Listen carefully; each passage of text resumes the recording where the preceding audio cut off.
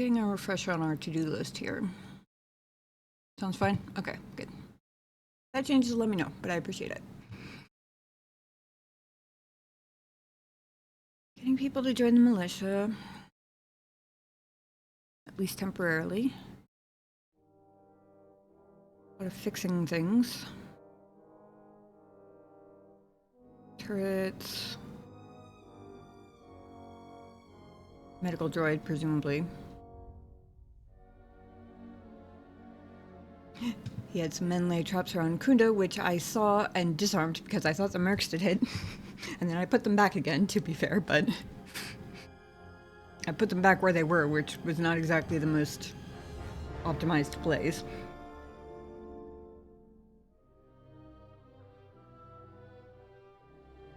Side security door.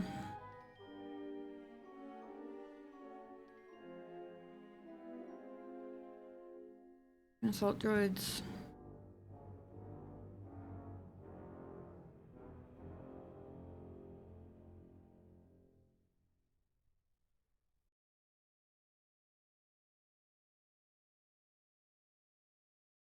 And we have time to do it, presumably. First, though, because we've been told we have time, I've been given basically free reign of the place as far as access goes. There were quite a few doors that I could not get in when I first got here. Of course, I've got to go check all of them now.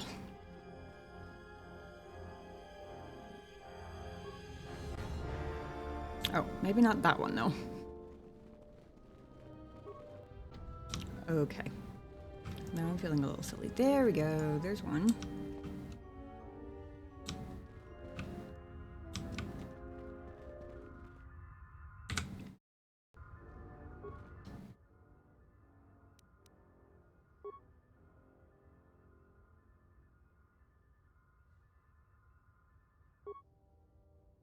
Oh, that's us. Okay.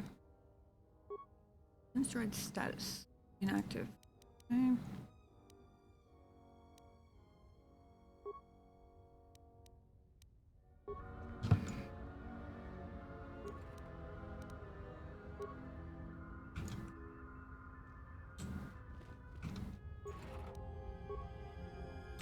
Wisdom upgrade. Neat.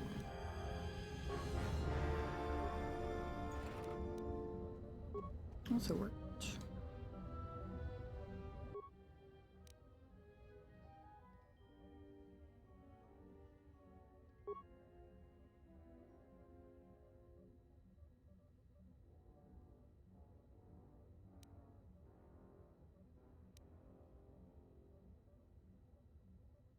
I do have plenty of repair parts.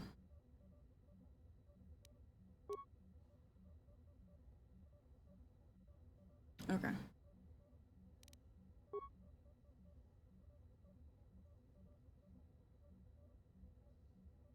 Maximum firepower will optimize the targeting. Will optimize the shields. Apparently I can't actually repair it, but that's okay.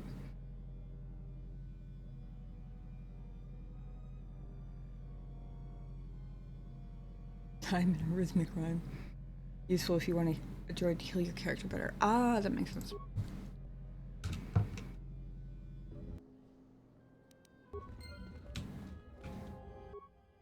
Oh, I just realized that it said defense droid, not damage droid.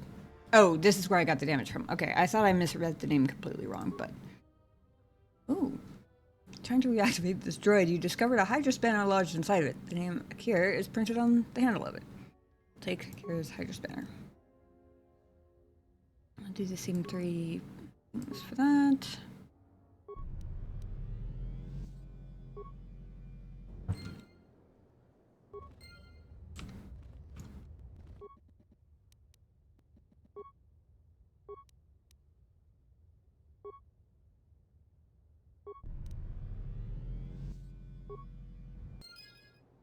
Woohoo!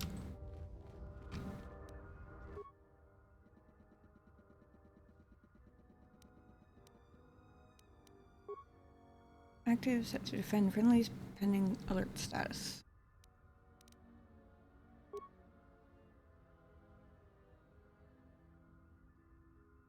Oh, interesting.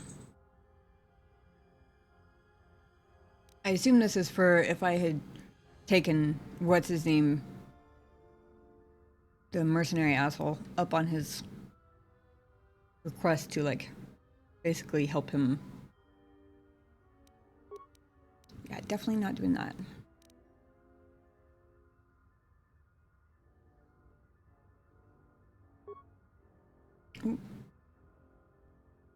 The mode will engage automatically when based on alert stats. Fair enough.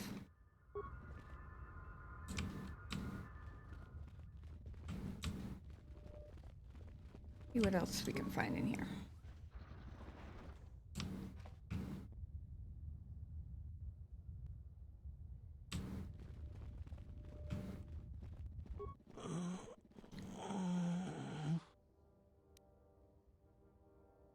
Injury. Thanks, stranger. I should be back to duty in no time. Apparently my treat injury was high enough for that, even though I had... Yeah, something like that. Thanks, stranger. I should be back to duty in no time. Apparently their wounds aren't especially complicated. Thanks, stranger. I should be back to duty in no time.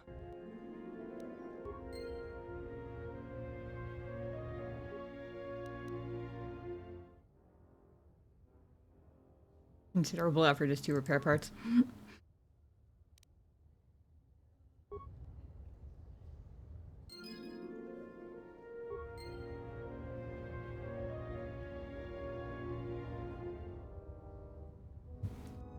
Well, at least now we've got a medical droid on standby, even if I did already heal those guys. I'm guessing this is the back door. Yeah. Got one from the other side then.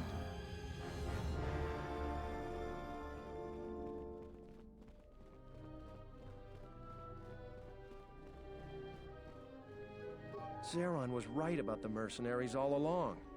I guess my ego clouded my judgment as to what's best for Khoonda.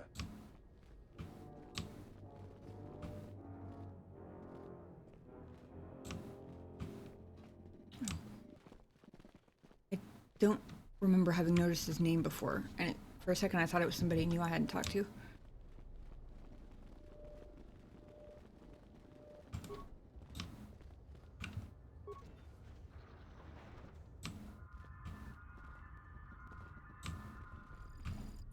Guessing I'm gonna have to go outside to...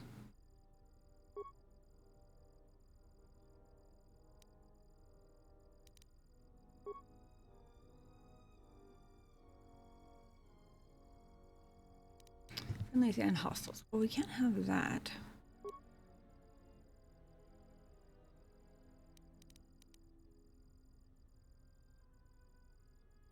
Oh, maybe I don't have to go outside for it.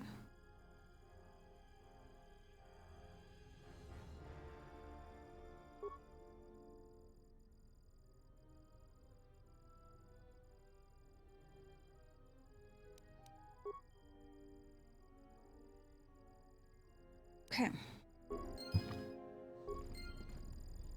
Just realized I need to check my... I don't remember if I actually decided whether to give up on my keeping an emergency level up or not.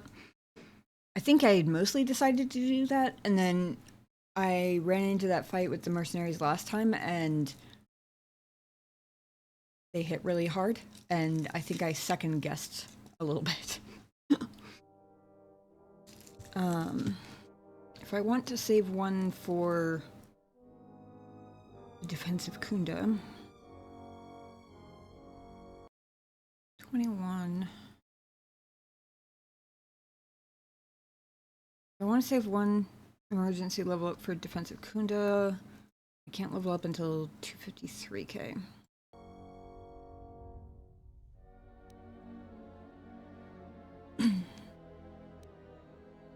Yeah, they kicked my ass. Quite soundly, in fact.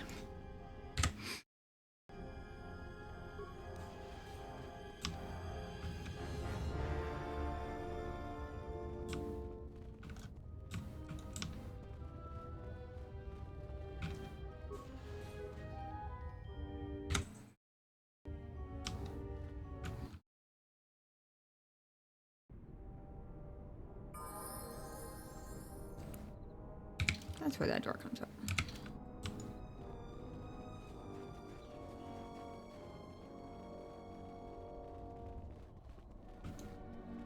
Sorry, this door is blocked off. Security door is malfunctioning. Relatively easy to hack open this door, but you'd never get it to close again. Security of the building would be compromised.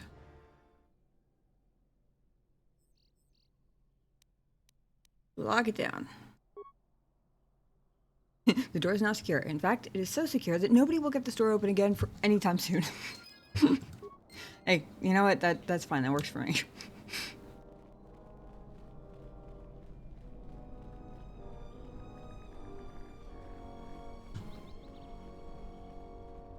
Go talk to Mr.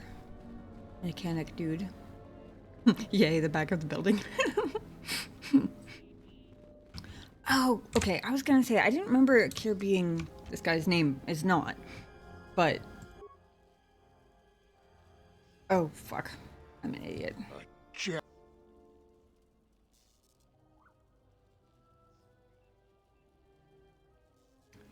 Well, I am supposed to be.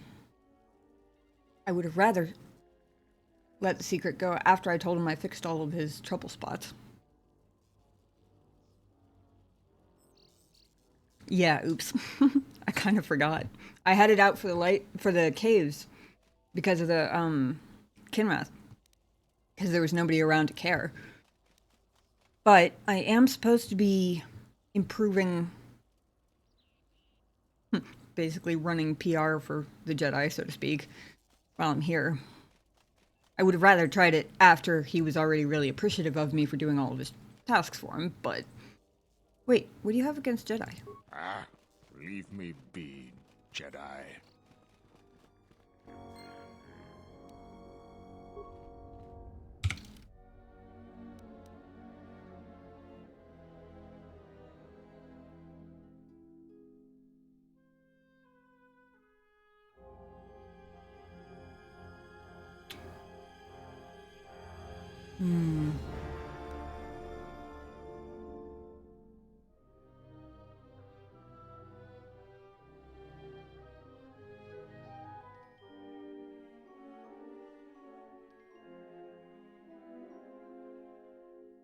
I know. That's why I'm supposed to be running PR for them. And also why I would have rather had him be really grateful to me before I accidentally revealed. I guess I ought to change the fact that I'm running around with my lightsaber in my hand, though, huh? I was debating whether to reload since... Part of the reason I quick save before conversations is exactly for... things like me forgetting things because it's been a week since I played the game, that kind of thing. But honestly, sometimes not getting the best outcome is more interesting story-wise. So I think I might just leave it canon. Hi-ya!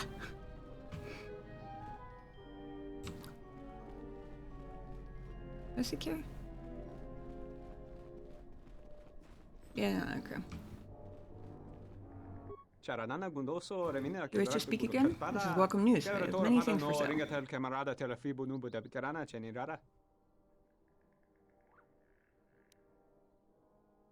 I found this Hydros banner. Has your name on it. Ah, you found my tools. Yes, I've been looking for that. Where did you find it?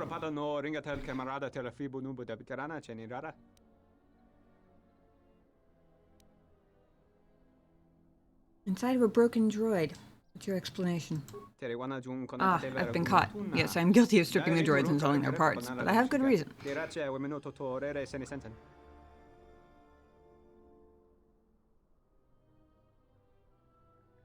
I'm more of a neutral good than a lawful good, so tell me. Received terrible news. My brother's second wife is with child.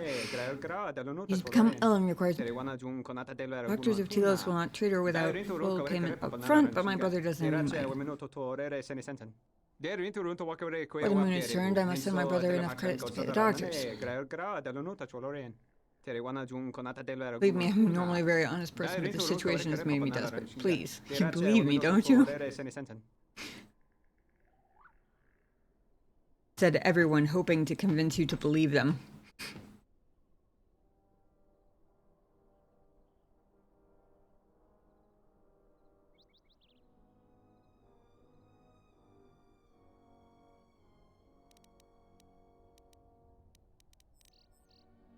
You can repay Khoonda for your crimes by joining the militia.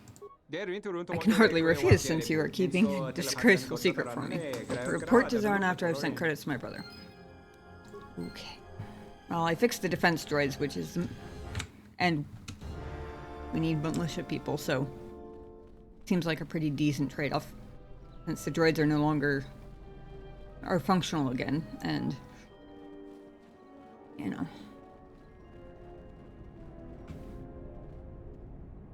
You'll find little welcome here, Jedi. For your own good, I recommend you speak to Administrator Adari, quickly finish your business in Khoonda, and go.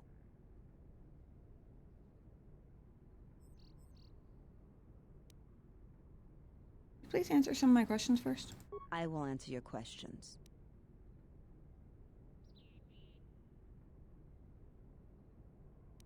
Would you be interested in joining the Khoonda militia? Yeah, I guess so. I'm not too fond of my job, but it's better than the job I'd have if the Mercs took over. I'll report to Zaran for militia duty. She doesn't like me, but she can see sense. I can appreciate that.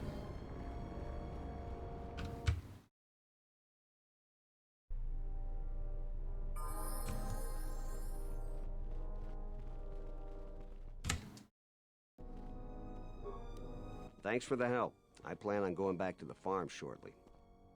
Be interested in joining the Khoonda militia? Since you're asking me, I suppose I could. I figure I still owe you for helping me with my thief problem. Zaran has asked me several times before to join the militia, so I expect he's going to be very pleased. The Administrator's the only hope we have. Without her, the settlers would just squabble amongst themselves like they used to.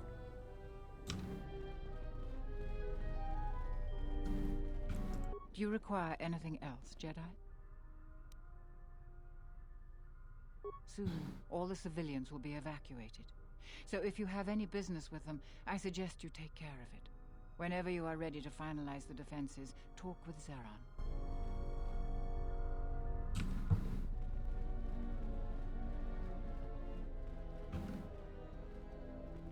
Is Joran dead? Which one's Joran?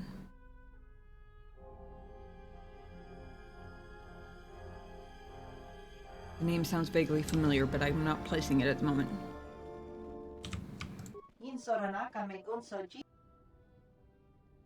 Would you be interested in joining the Khoonda militia? I think you have mistaken me for a warrior sentient. My excellent weapons are perfect for defense, but I have survived many hardships by not seeking out conflicts. I must decline. Yeah, okay, well.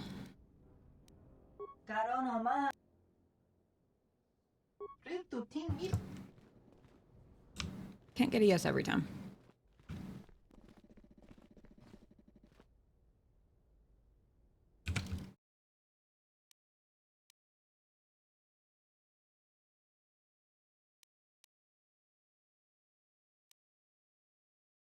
Oh. I'm an idiot.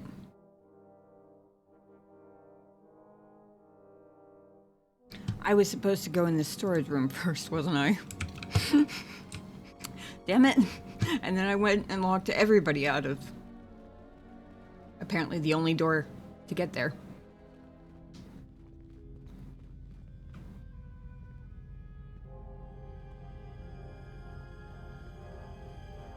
Coffee gray beard and hair near the salvage camp. I don't think so.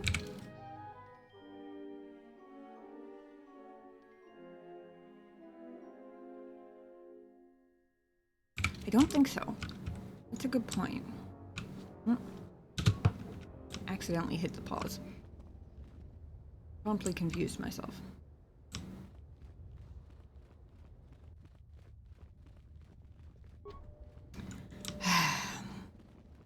Rip whatever was in that storage room, I guess.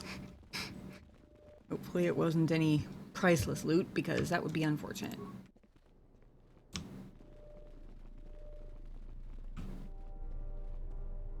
Zeron keeps goading the mercenaries.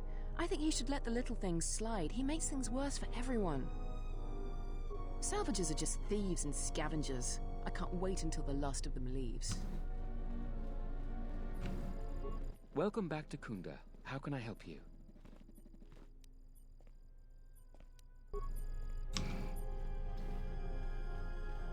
Yeah, I haven't been over there since my first trip to... or since I came back to Dantooine, but...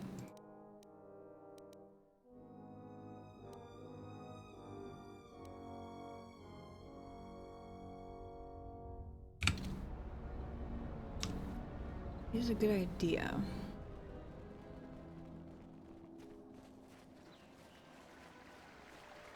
And we should have less problems with Kinrath on the way there.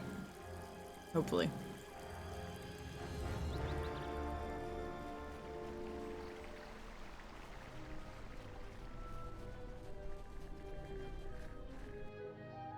You're not Cathons, though.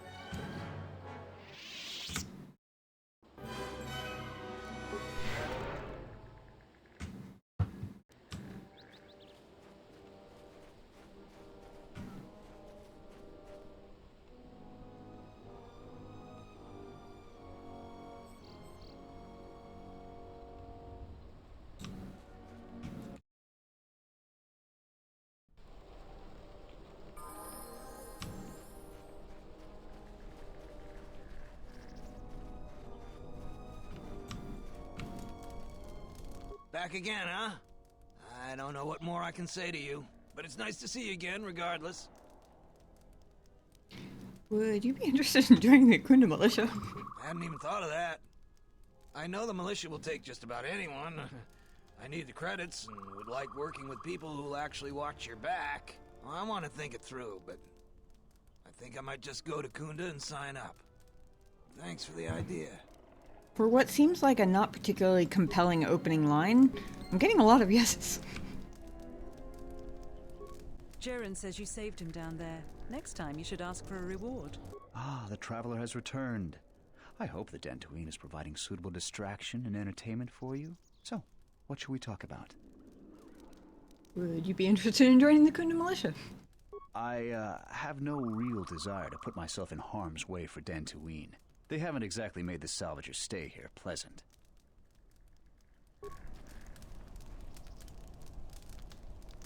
I hear you saved Joran. Yeah. How many settlers would help us, salvager? I hear you saved Joran. Yeah. How many settlers would help us, salvagers? You're all right by me. She's way the fuck over there. Lady, you know you have like a whole camp thingy over here, right? What? Who is that? Oh, it's you. I heard you turned in the corpses to Zeron. What a waste. You could have been rich, you fool. I don't remember exactly what it was, but I'm pretty sure I got a pretty decent reward out of that, to be honest. you be interested in joining the Khoonda militia? You aren't serious, are you? I'll assume it's a joke, because you don't look that dumb. No, I won't join any flaming militia. I didn't think so, but, you know, gotta be thorough and ask everybody, just in case, you know.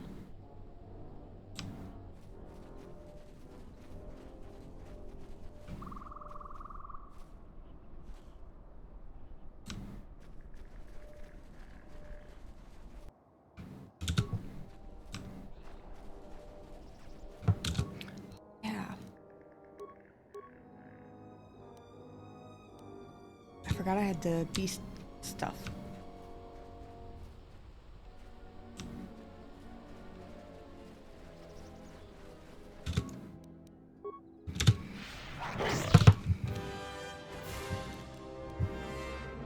And the loud hit literally jump scared me.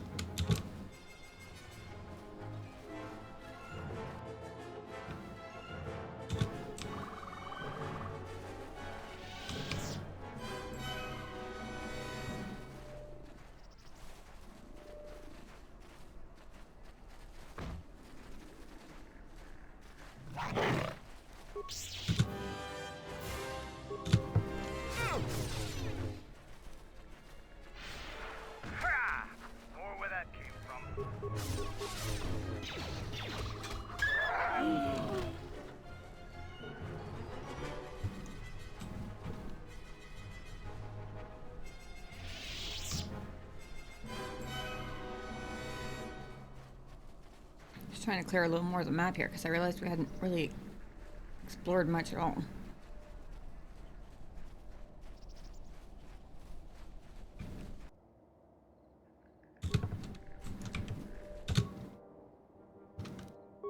Behind you, Mandalore.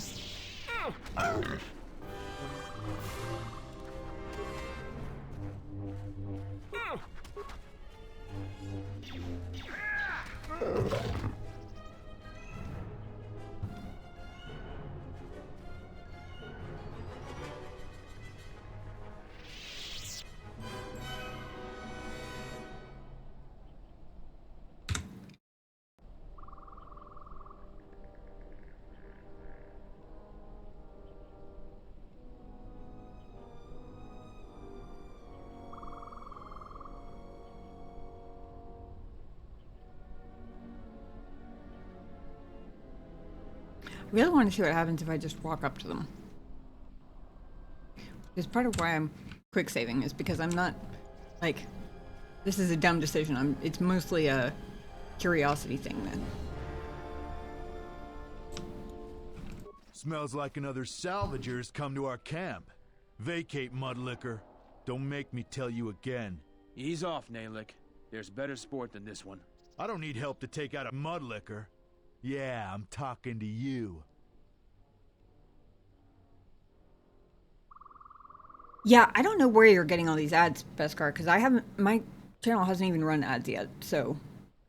I mean, you could try switching to YouTube and watching the YouTube stream.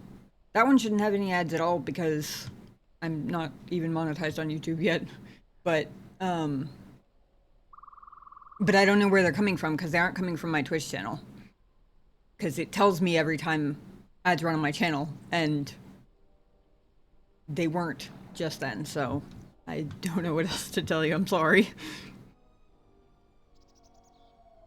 Mudlicker? Is that even an insult? You want to fight me? You're as dumb as you look. Like your friend said, I'm not a salvager. I'm a warrior like yourself. I have Whiskey Tom. In fact, I've been playing with the same group for a little over 2 years now. We did one long campaign, and then one of the players in the long campaign is now running a Curse of Strahd campaign for the rest of us. So yes, I play D&D every week and love it.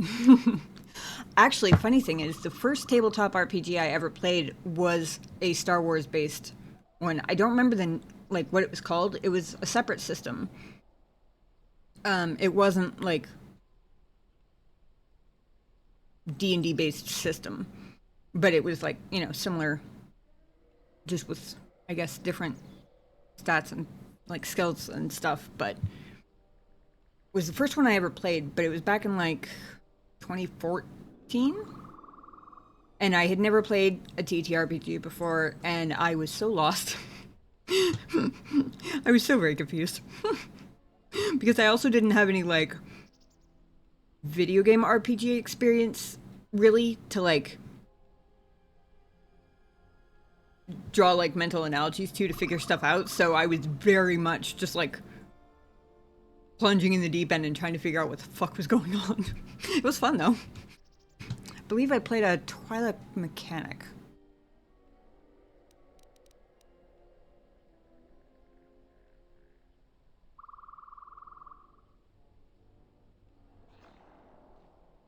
Oh. Guess I didn't actually click it. Your friend said I'm not a salvager, I'm a warrior like yourself. You fighting any wars? I fought in the Jedi Civil War. I guess you don't look like much of a salvager. Which side were you in the war? Sides don't matter much. We're all soldiers. Most of us mercenaries worked with the Sith. Not too many Republic soldiers survived the war. Why did you want to fight me? I thought you were one of those useless salvagers. Or perhaps an uppity settler. I've had about enough of their attitude. So I figured blasting one of them would have done me some good. It's been a while since we've had work. Guess he doesn't want to join the militia, huh? What are you mercenaries up to?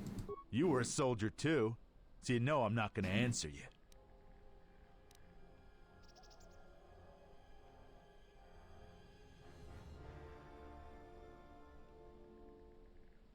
Whiskey Tom says I don't get any ads on YouTube. Yeah, and even without an ad blocker, you shouldn't, because my channel isn't even monetized. So I can't run ads. Like, it's not even a thing that exists. And won't for about another 900 something, 930 something subscribers, I think. At a bare minimum.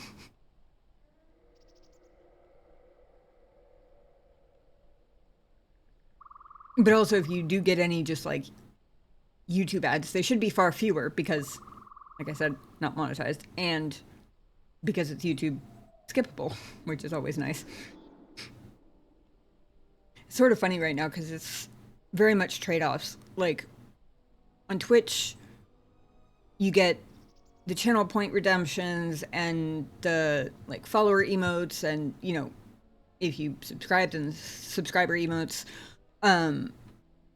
YouTube doesn't have any of the customization stuff, but they do have way more tolerable ads. So, you know, sort of like wherever your priorities are.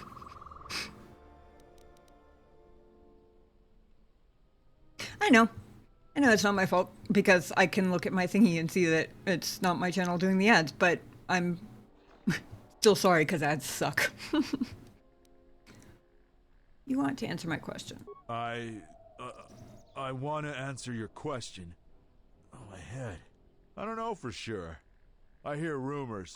I heard we got a secret job working with some powerful organization. No one tells me who. I know we're planning an attack soon, but I don't know against who. They aren't too far, though, because we're expecting to attack soon. Any idea who you're working for? I told you what I know. Someone rich and powerful. We're not gonna have to hit up settlers for food and supplies anymore. I don't feel so well. I feel dizzy. I gotta go now.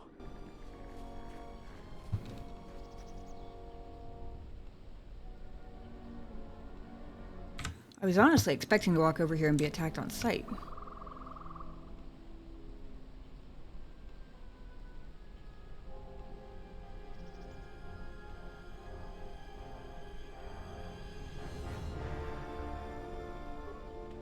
You've wandered into the wrong camp.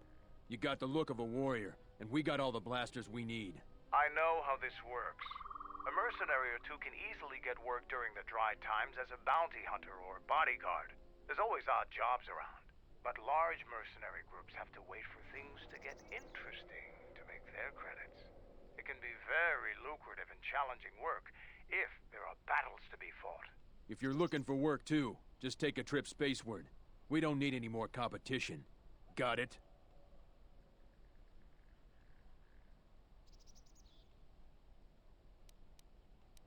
I'm not looking for work. Then maybe we can get along just fine. What do you think about Dantooine? It's just another spaceport to me. We've been here too long for my tastes. And the settlers... What about the settlers? It galls me to think we fought wars to protect Gizka like them. They don't do anything to help themselves, and they don't know how to take responsibility. They're on their own, and either they should start working and stop whining, or else they're in for a tough ride. Interesting. Not the perspective I would have... I mean... If you mean start working harder so that you can just take shit from them without them whining about it, then good luck with that, I guess. What do you think about the administrator? She's got spirit, but she seems to focus most of her effort on trying to get us off this planet. Terena has to learn that we aren't moving. Why'd you use Dantooine as your base? We have to live somewhere. Something those settlers don't seem to understand. That flaming administrator and her cath hound Zeron can't keep their noses out of our business. There's a natural order to things that they just don't seem to get. They'll learn. What are you planning to do? Just make sure these settlers know their place. The Republic isn't going to send a single trainee to help this planet. Maybe the trainees will send themselves. Not that I'm a trainee, I was a fucking general, but still, you get what I mean.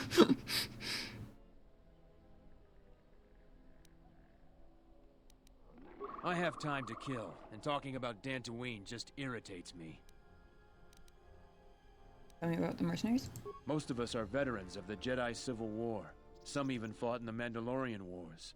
A lot of soldiers have been looking for a place in the galaxy. The really skilled usually wind up here.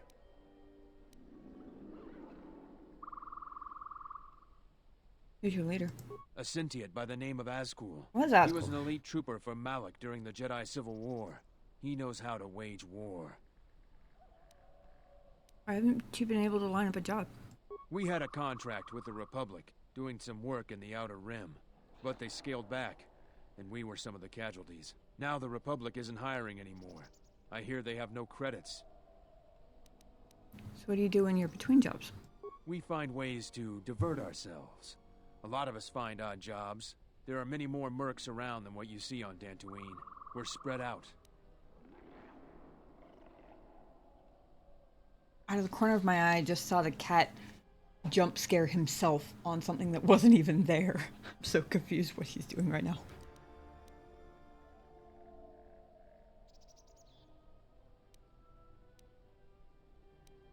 I have time to kill.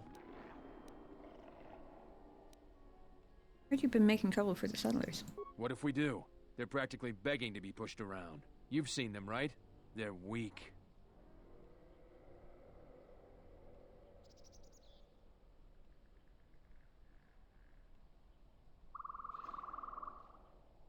Your skills may not lie solely in warfare. This isn't a failing. You sound like a flaming Jedi. I didn't just Gee, I mean wonder their why. weapons. I meant their character.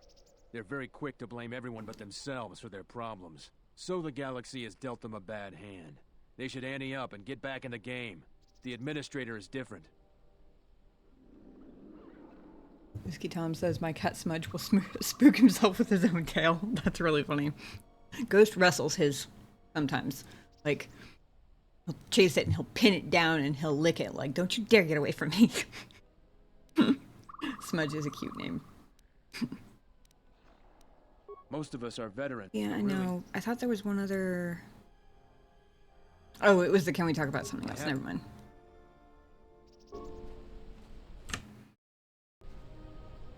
Mandalorian that has a name. Look who's walked into our camp, boys. Mandalore himself has come to visit us. I am the new Mandalore. I have reclaimed Mandalore's helmet, lost after our defeat at Revan's hands. Assemble the rest of your clan. You will return to Duxon. We must come together as we were before and prepare to fight a new war. A war that will return us to glory. And if I take that helmet from you, guess that makes me the new Mandalore. I've always wanted to be called that. I know all about your exploits, Mandalore. We have fallen far in the past years, but even still, I will not stand idly while a usurper claims to be my leader. It is unfortunate that you feel that way. Perhaps I'll be able to change your mind. Stay out of this. This is my fight.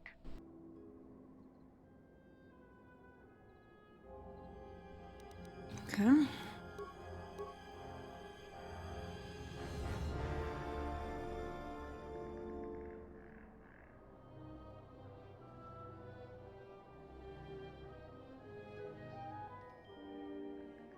I'll still be around, Busker. Catch you later.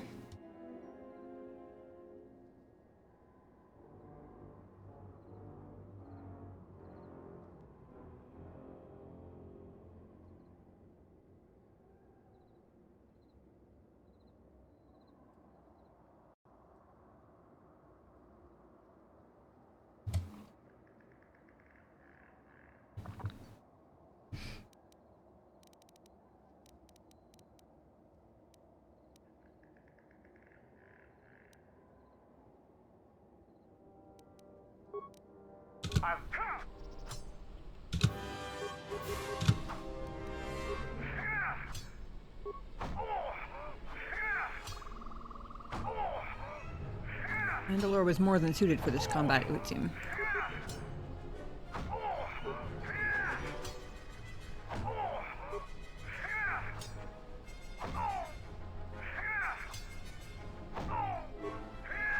Any other takers?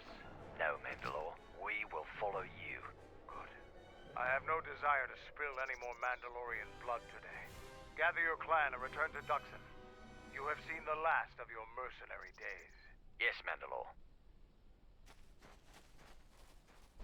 Conveniently, that also removes some mercenaries. Ooh.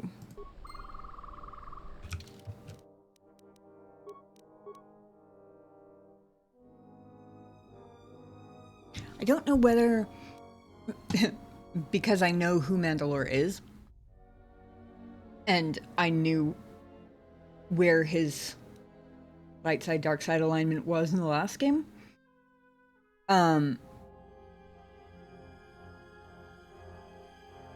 I've been kind of assuming that that's why he started off like here or something. But I guess it also could have been just because, like if it's reflected by his influence with me, or vice versa, I guess, then it would also make sense since, you know, versus the Mandalorians, you know, kind of not exactly starting off on the best foot there. That being said, the way he treated Revan makes me think that, he wouldn't hold it against my exile character either. Like, in terms of starting out with negative influence with him or whatever. Hey, Rething, how's it going? It's a game mechanic that affects companions' alignment. Yeah, I'm also aware that a lot of companions, but not all, you can kind of tell your current influence level with them based on their, like, light side, dark side bar. So I just gained influence with Mandalore, which is why he's in the middle now. I was generally just speculating overall, I guess, as to whether that was because his original alignment was way more on the evil side, or whether it was, like, more personal to my history with the Mandalorians. I'm guessing the former, since he seemed to respect the hell out of Revan for beating the Mandalorians' asses, rather than, like, resenting it. So playing KOTOR 2 as a dark side character is a lot of roleplay value. Yeah, and honestly, there are so many different types of like dialogue options and stuff for dark sided playthrough that I might have to try it at some point eventually. Obviously I'm going to finish my first playthrough first, but just because it seems really interesting that there are different types of dark side you can be. You don't just have to be the murder hobo type, I guess.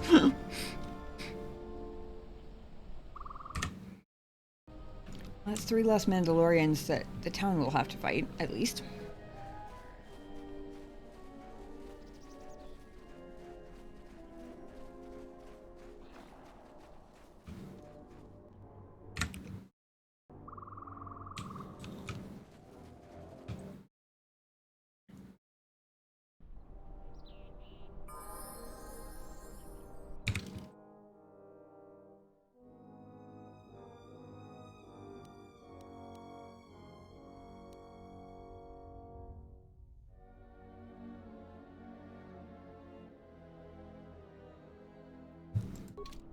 Actually, I'm gonna go back this way. Circle back around to that other side. We haven't cleared the full map yet.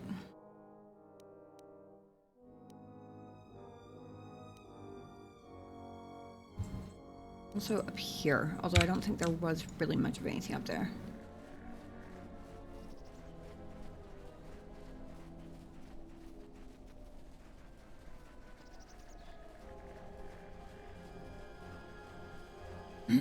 But still, I did an uncharacteristically tiny amount of general exploration and map clearing when we were first here, so gotta make up for that at some point. Make sure I'm not missing anything interesting.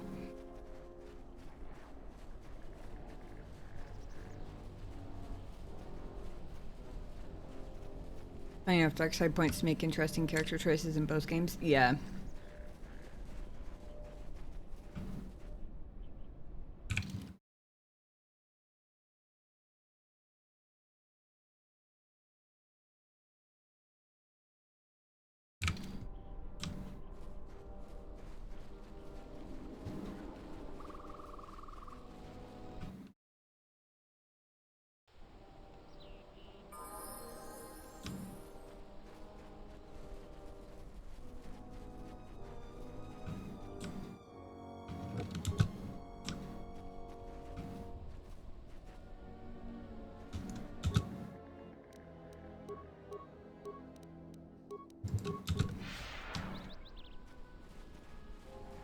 That's right, we're friends, remember? I really just want to make sure I'm not missing anything in the map up here.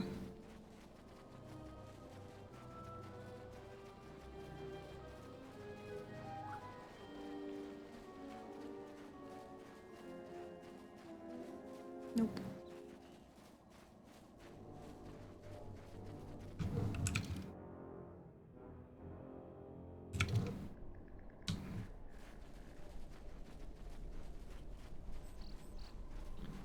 Okay.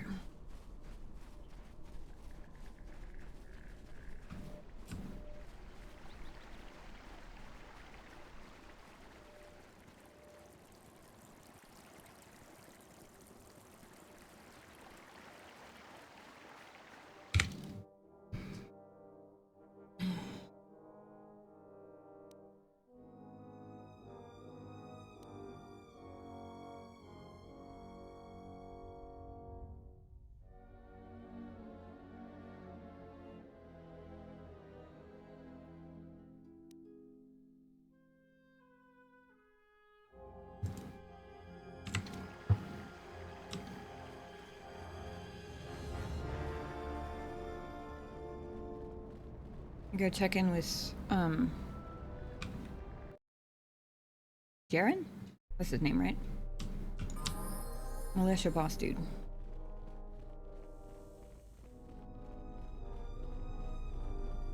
How many of those recruits have actually reported it? About you. You are trouble, but you might just be the right sort of trouble we need. The mercenaries aren't quick to mobilize, so you have time to do what you need. Or are you ready to finalize the defense plans?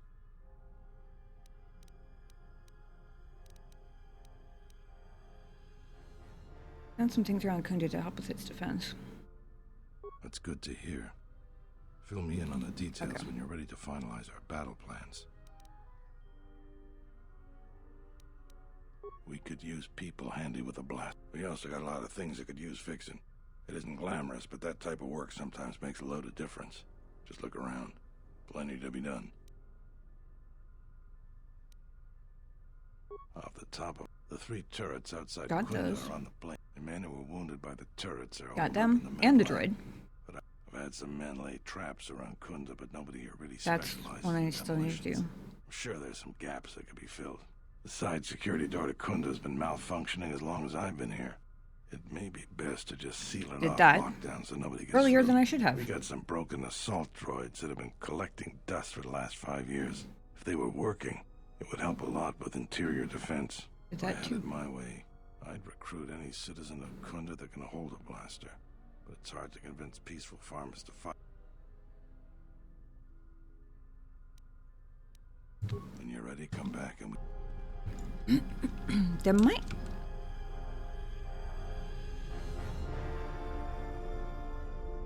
I'm trying to remember if there was another guy up by, oh yeah. Should probably get rid of the lightsaber while I'm running around town, huh? Trying to remember if there was another guy up by where the, not mercenary, other M word, mechanic, was. I think I might just be mixing up games or spaceports, possibly both.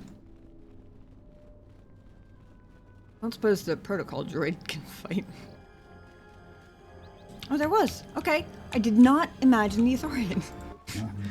You're back to talk to me. That's good. Humans are too busy with their troubles to talk to me recently. Would you be interested in joining the Khoonda militia? Like many Authorians, I'm a pacifist. Some of the duties of the militia require violence. This is something I cannot do. I wish them well, however.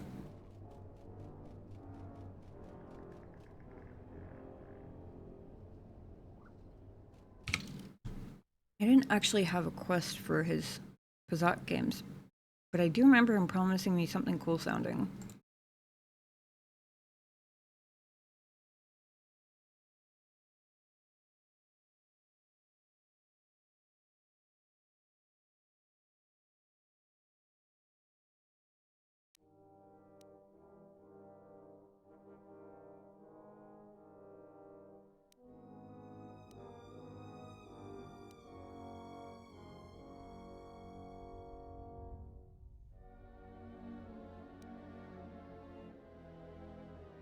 I haven't run into this guy again, either. The guy with the... was offering money for the atmospheric sensors. Not that I would necessarily give it back to them, but now I'm just kind of carrying them around, and I don't know why.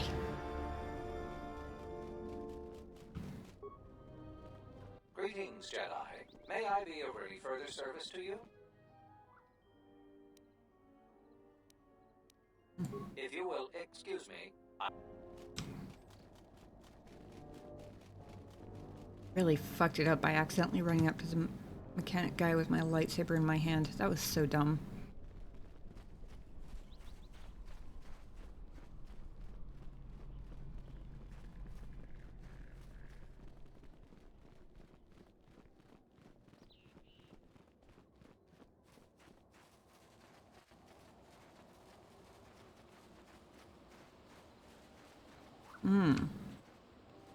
No idea how creative mercenaries are. That could also be a gap.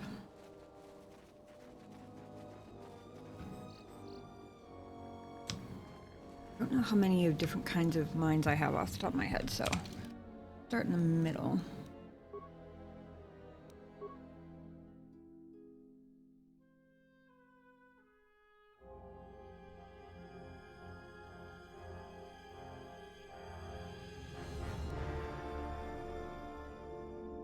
I forgot I had the crystal named after me. Go back to the workbench before we actually finalize our defense plans.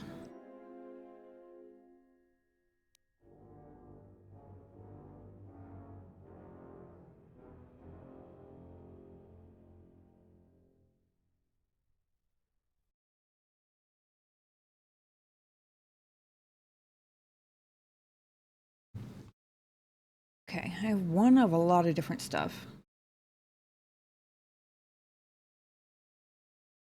And a couple of others.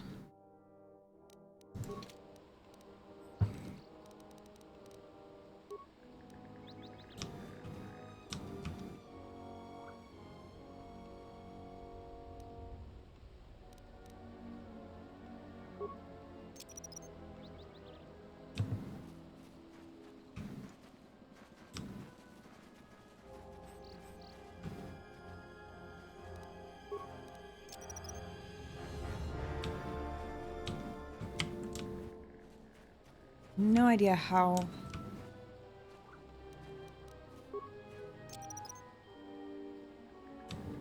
good these mercenaries are supposed to be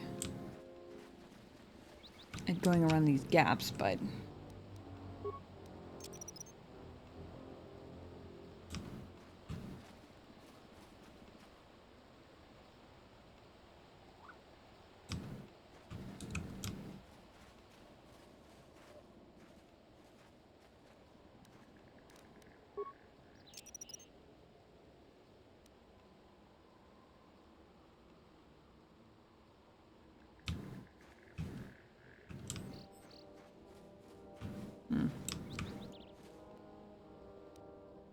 Let's go.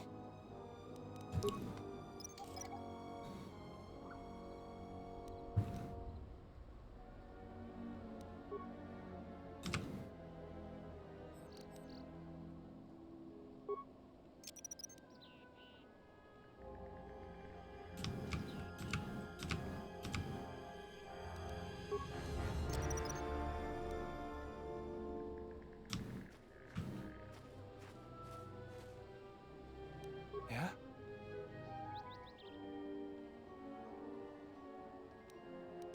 I did that very badly.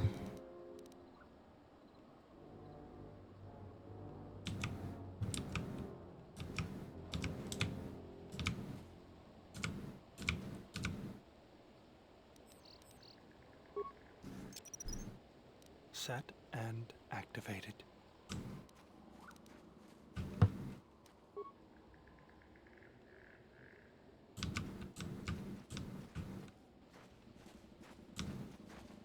Can get through, but it's very tricky. Hopefully that'll be enough for that side. A lot of fragments.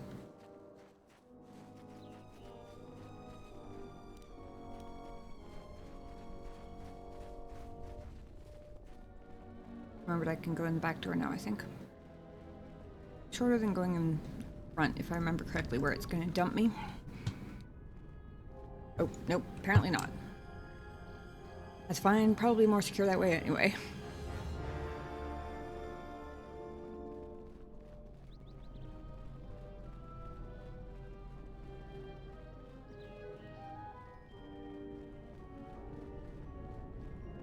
Back to that spot. I'm gonna need some more stuff.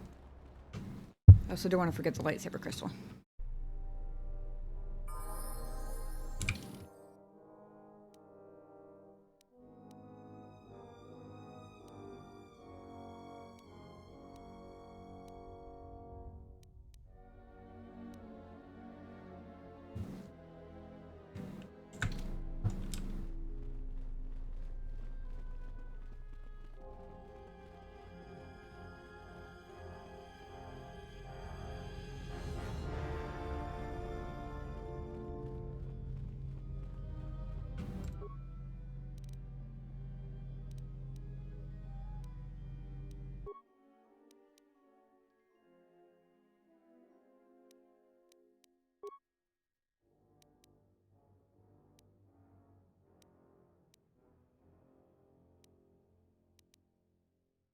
Hmm.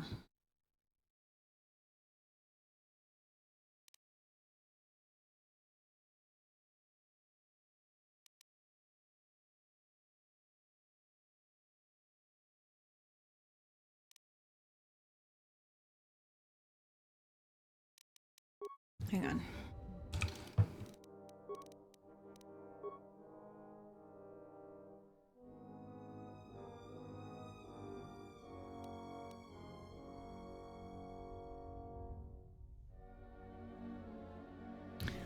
One of my, I think it's one of my Jedi stances.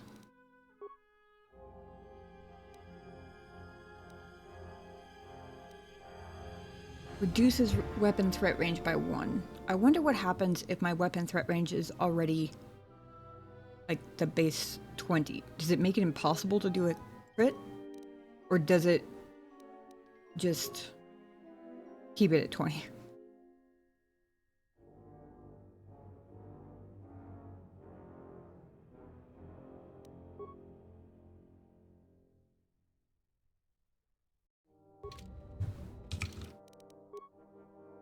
Can lose 1 dex point without losing my modifier, though. That's good.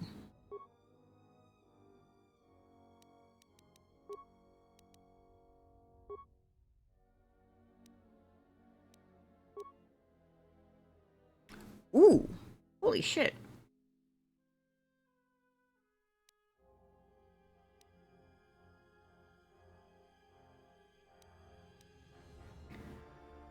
+1 attack. +3 dex, +3 strength, +4 wisdom. Damage +3 light side. Oh, that's cool.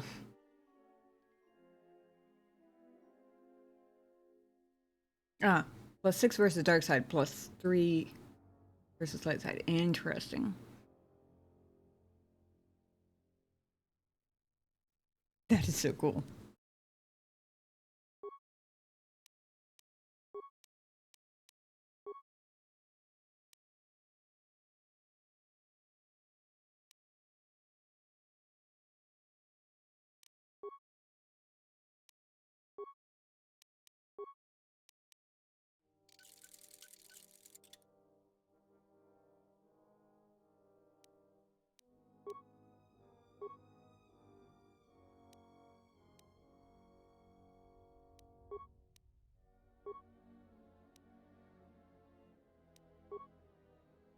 What is Baldur wearing? I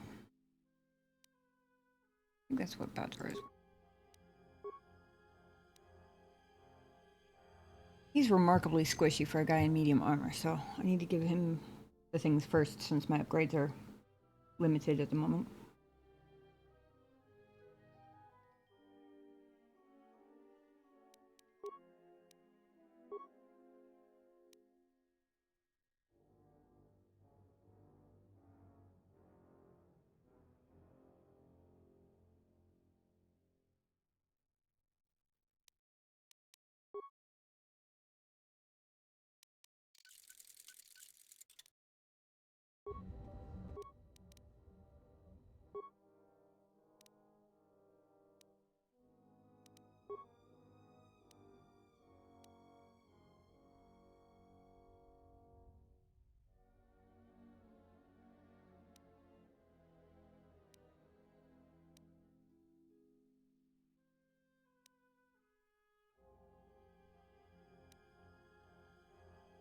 Hang on, what is his... Nope, not that one.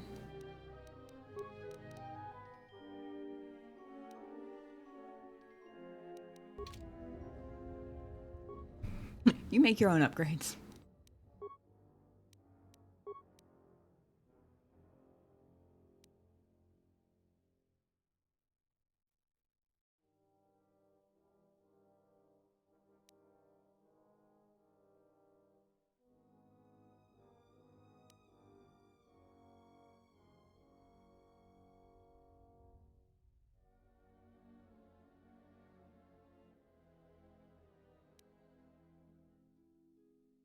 I wonder how defense bonus translates into, like, how it compares to, for example, immunity types, like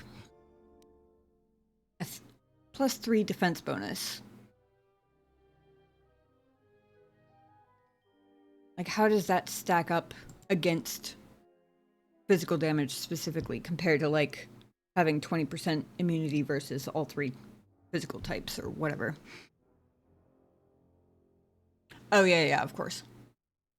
My D&D brain forgot that this was a D&D related system. That makes sense.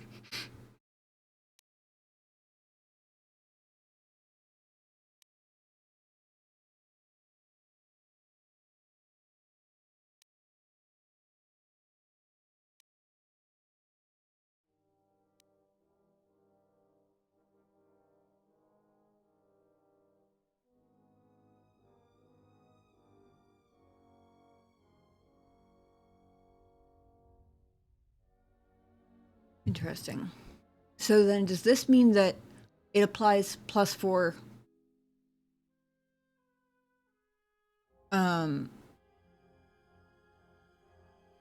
to your AC, but only versus those damage types?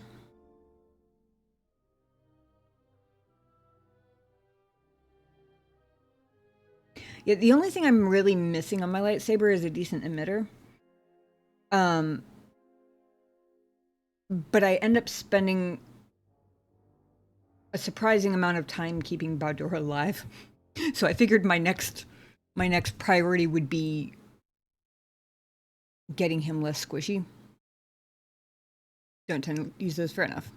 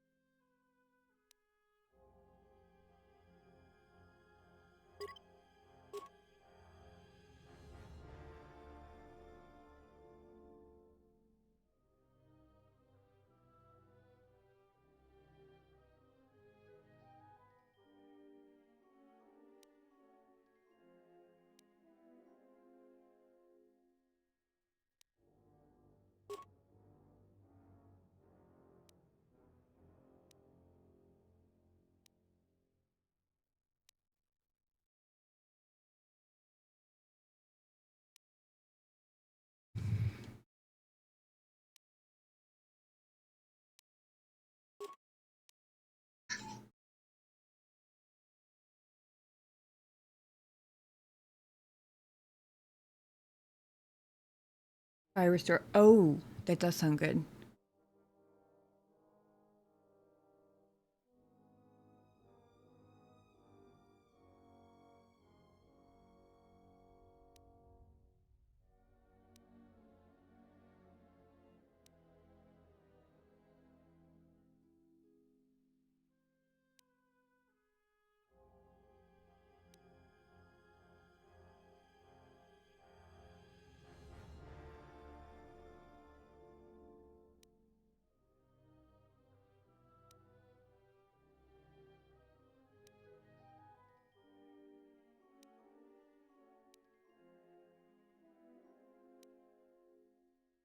Interesting.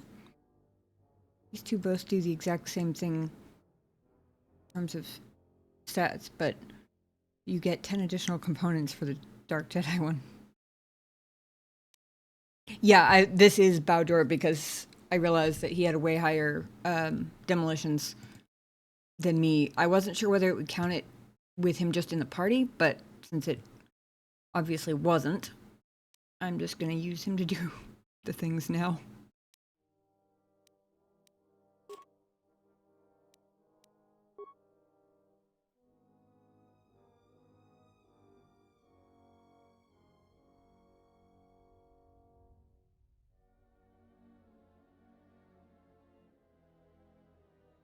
Oh, there it is. I thought they were in alphabetical order. Obviously, that's not the case. Oh, that is good.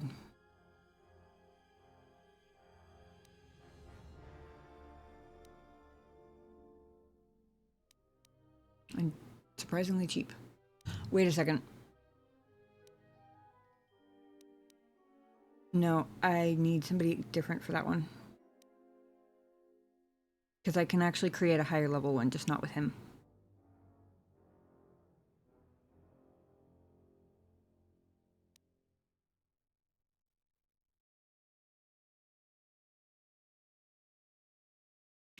Yeah, it seems to be depending on, like, for armor upgrades, it seems to be dependent on the type of upgrade. Like, the Durasteel ones require awareness. The strengthening and biorestorative or treat injury, but then, like, the bonded are repair, the ballistic is demolitions, Repair. Higher repair, more repair, all the repair. What was I looking at that made me go, oh, that's... I think it was this one that made me switch to him to begin with.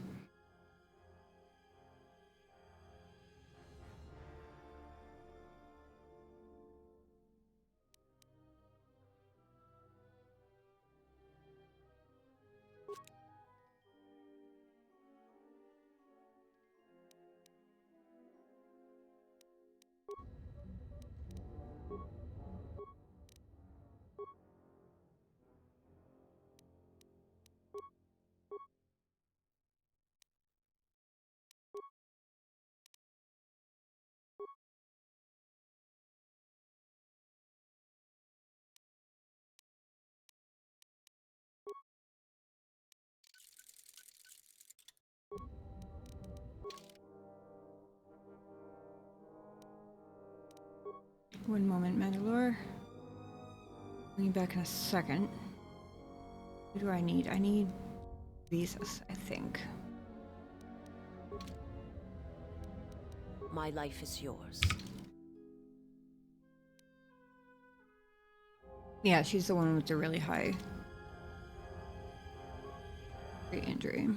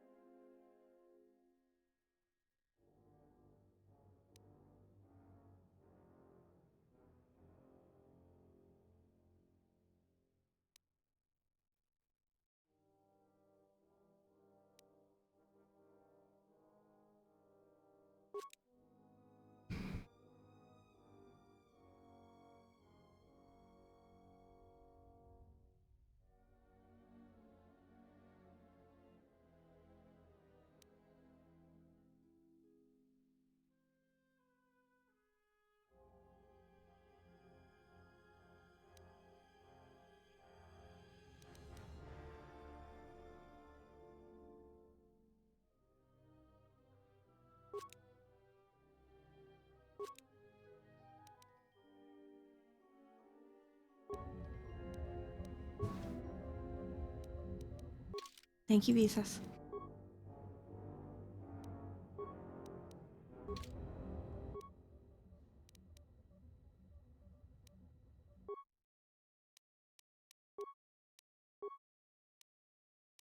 You get one. And you get one.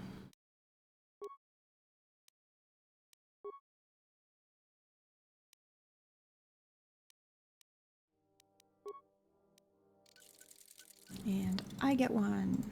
Restorative underlays for everybody.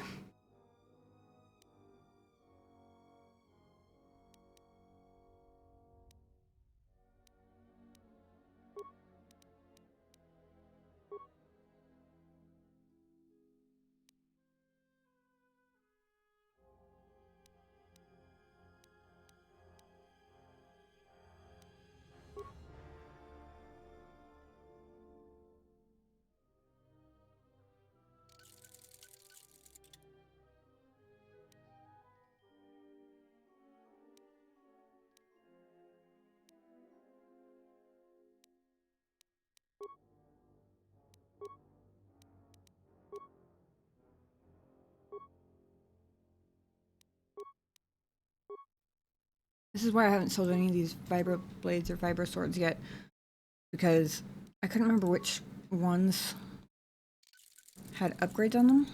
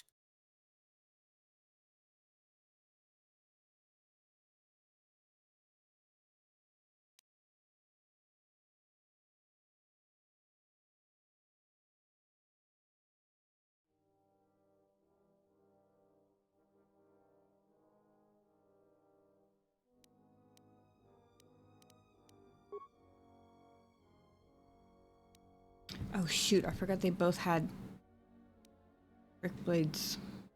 Or Reich blades, or whatever they are. No, I don't know whose is whose.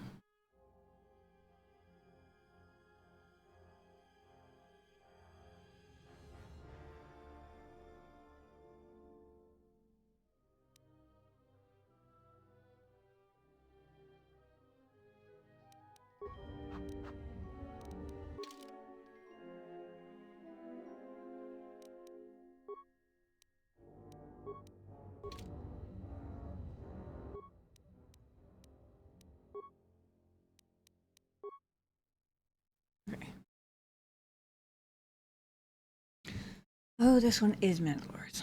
Okay.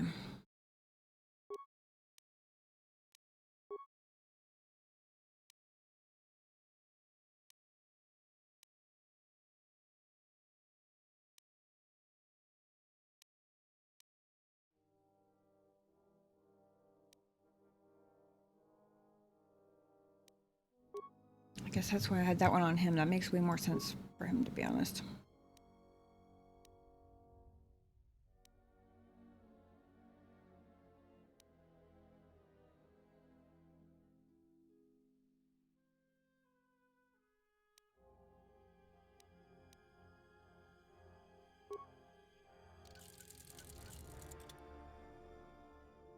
Okay, the one that has the -2 defense is Mandalorian.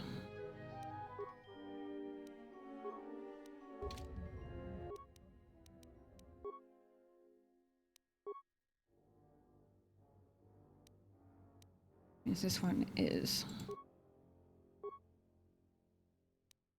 outdoors.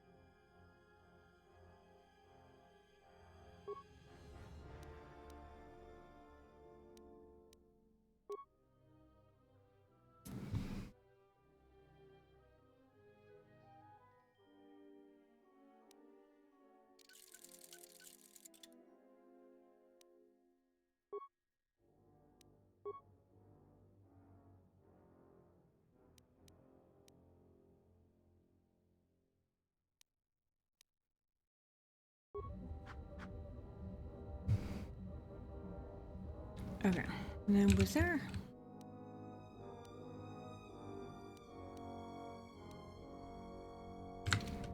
Is there a lab station, a medical lab?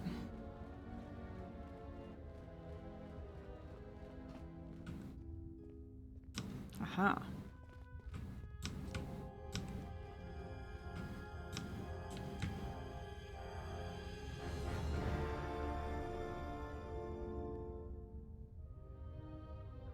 Actually, it's going to take a while. I guess at creating mines is going to be a demolitions thing, probably.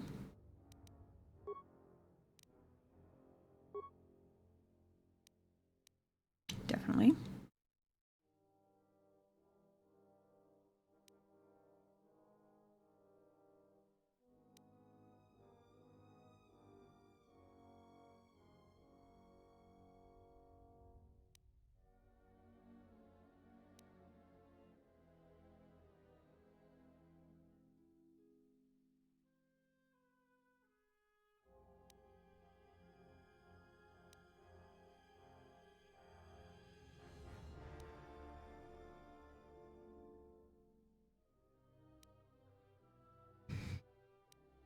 Interesting that average sonic mines are cheaper to make than every other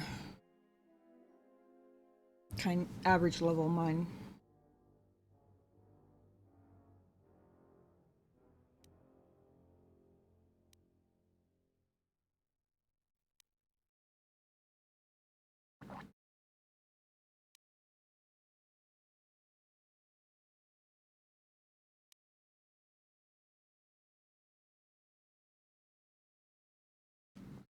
Four points every 3 seconds. 30 seconds. Total of 40 points.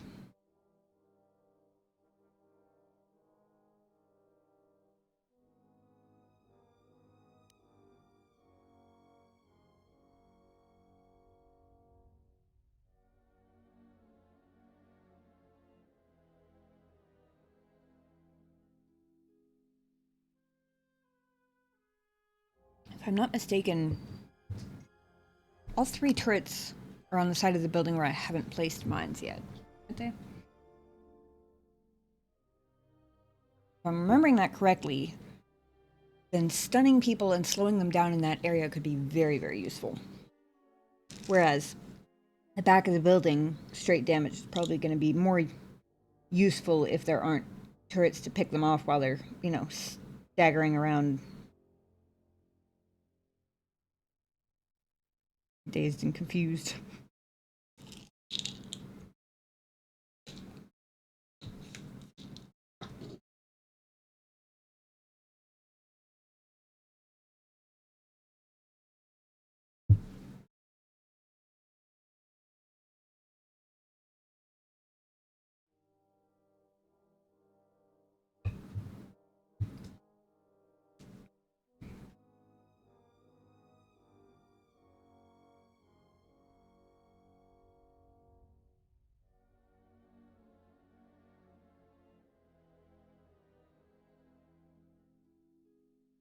Although, I guess -2 to Dex isn't exactly the same as...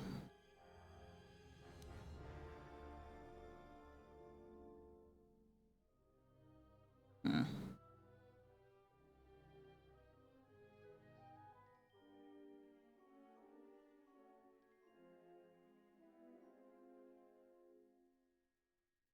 What do I have to break down here?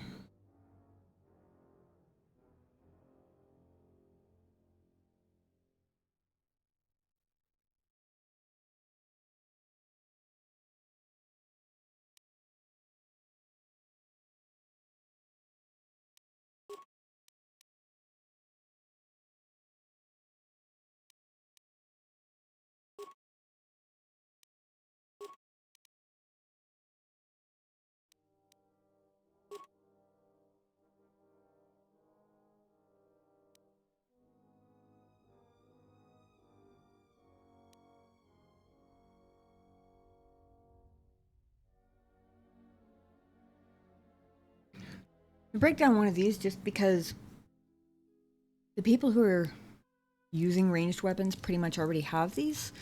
And even if there's someone who isn't, like I pretty much have people split into strength melee versus dex ranged, with the exception of a couple of people who are dex melee. But basically, if I was building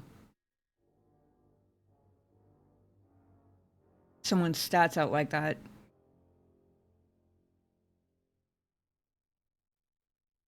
for ranged, then they already have at least the focus ones. And I wouldn't want their feats to be dependent on an implant anyway, so I would still end up leveling them up. I'm going to keep one just in case I come across a point where it comes in handy for whatever reason, but it also gives me a much better stock of stuff to work with, chemicals.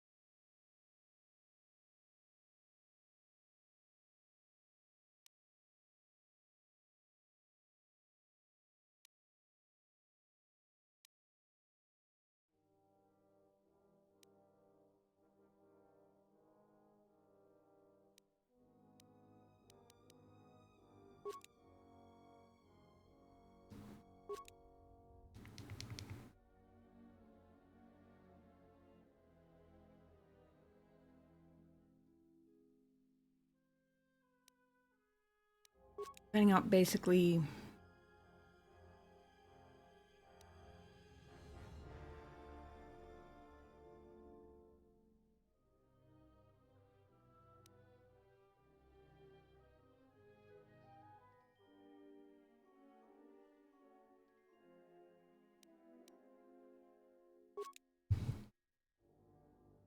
which mines I'm going to put in on which side of Khoonda based on what they do and where the turrets are.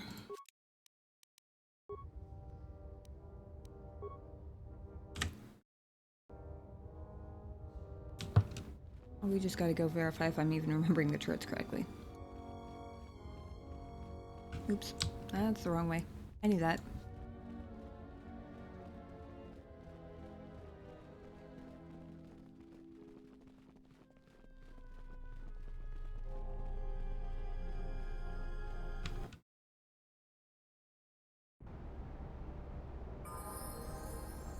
One, two.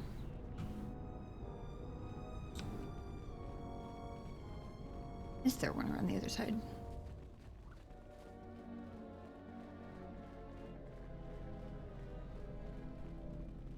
Oh, there is. Okay.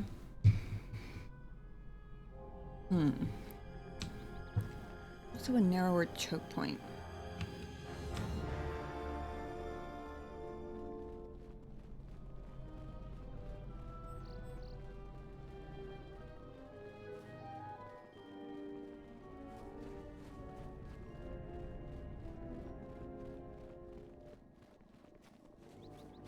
Oh. Now if we count the bridge, though. I wonder what the range on these turrets is. Never mind, this is very much the narrower choke point.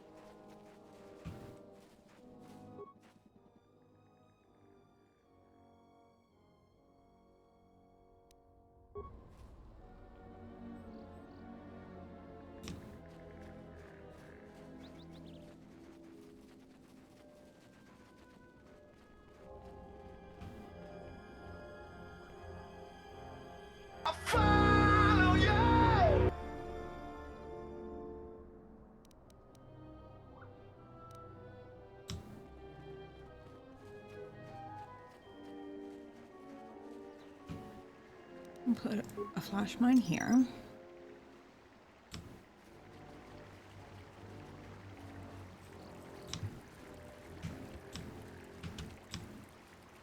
Guy just get stuck on.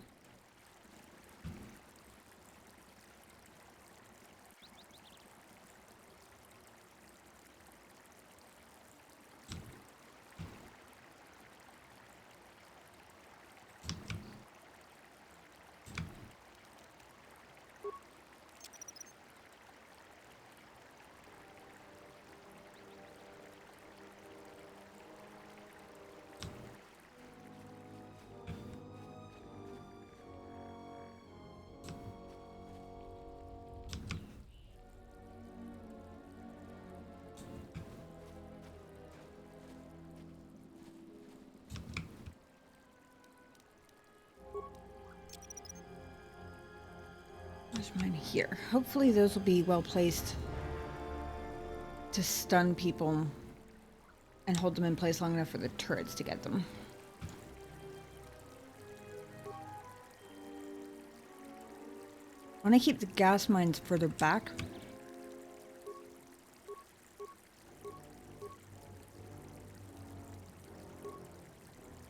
Because I don't want the militia running into them.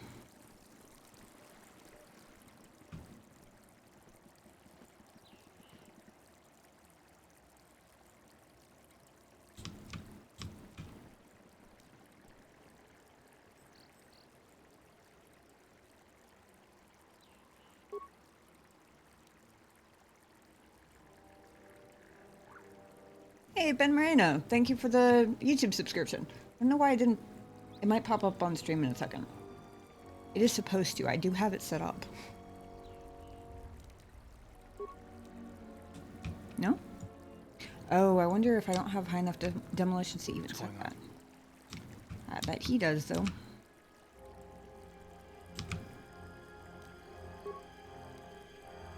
No?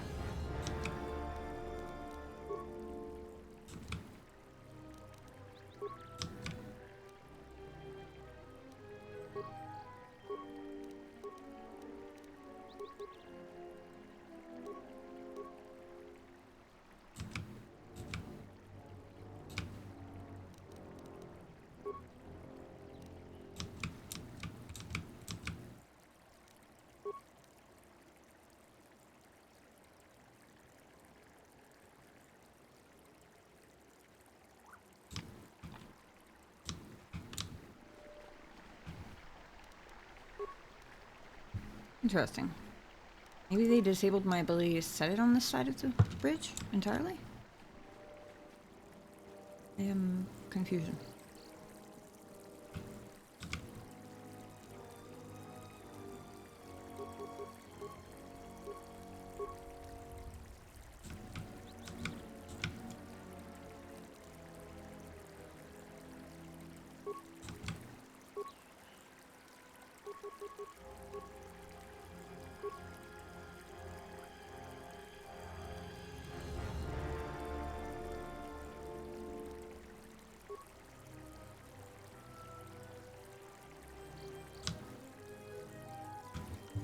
Genuinely super confused.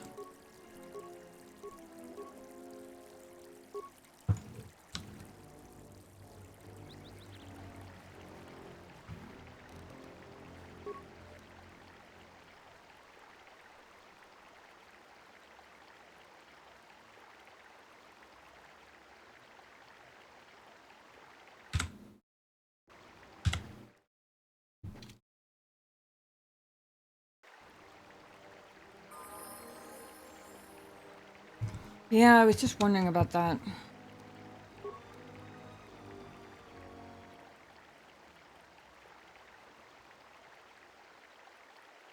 Sure I didn't help myself out at all with the frag mine spam on the other side of the building.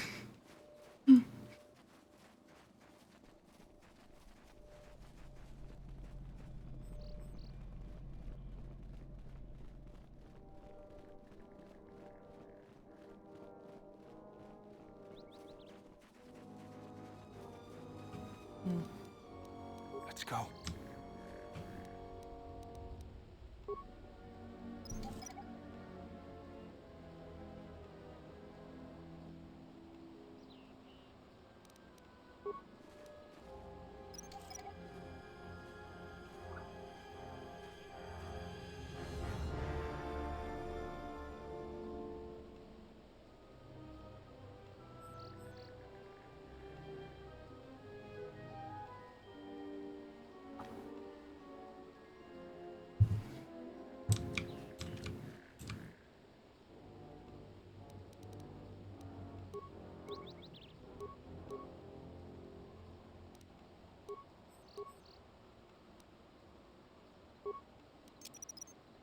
Set and activated.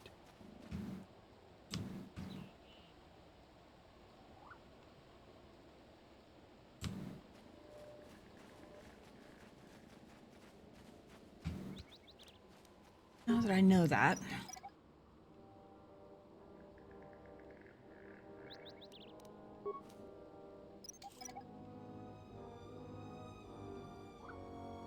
Maybe I'll be a little less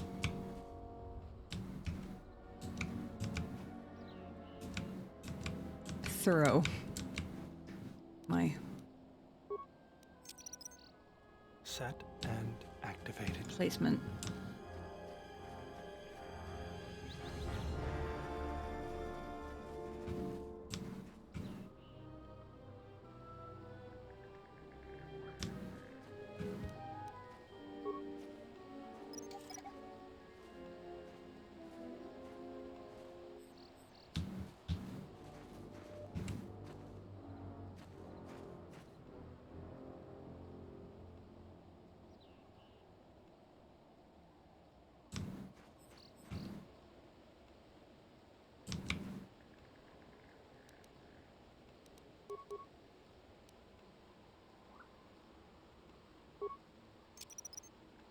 Set and activated.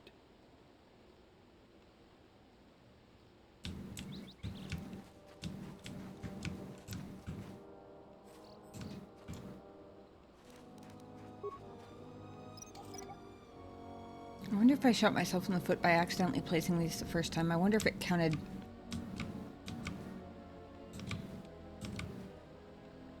against me. Since technically, I set them the second time because I accidentally picked them up.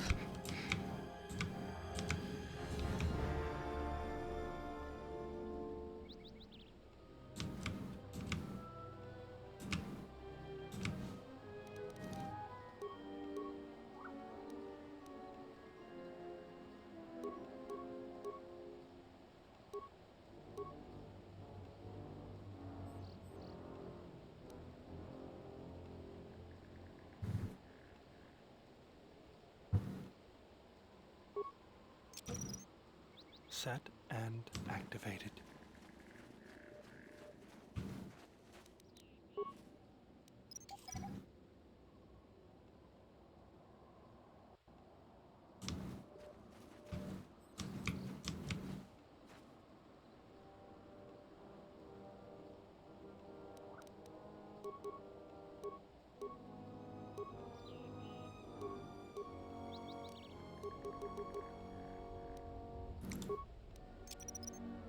Set and activated.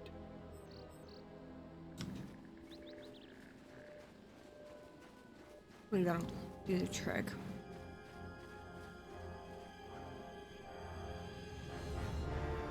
Now let's go see if I can do my bridge trap.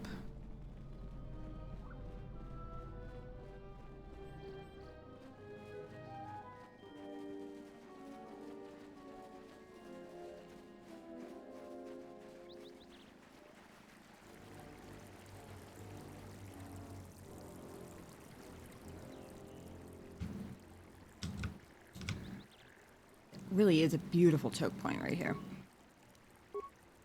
Yeah. Set and activated.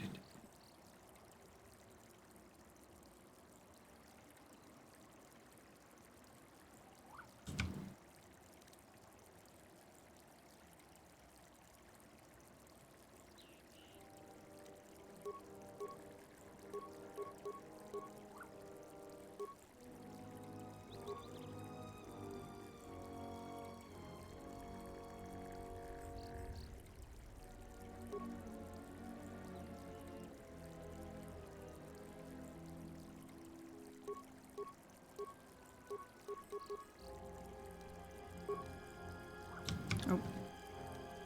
Nope. Seems I hit my limit again. Hey, Formation! How's it going? Good to see you. Hope you had a good week.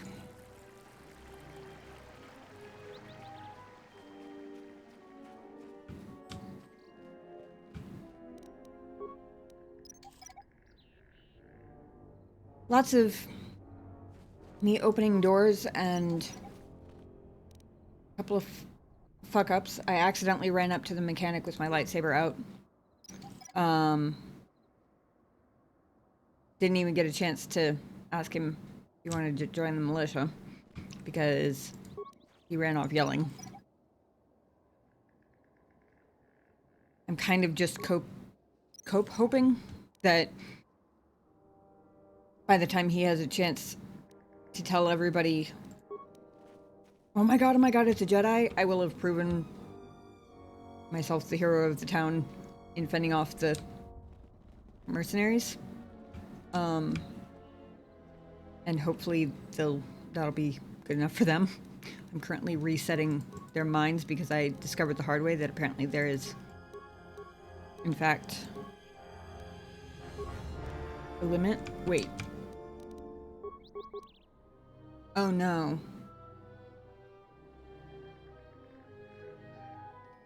Fuck. Apparently picking up their minds doesn't count as...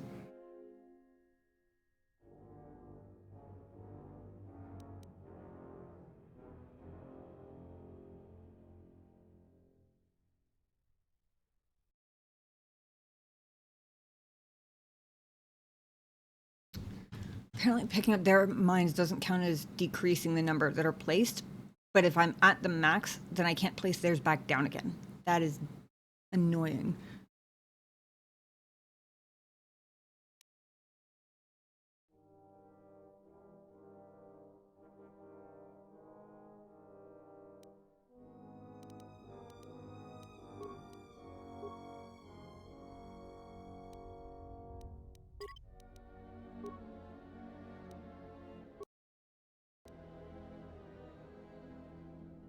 Hey, Sweet Milk.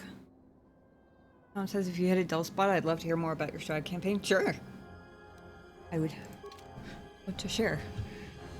It's been quite the adventure. I was doing that so that I could load quick save.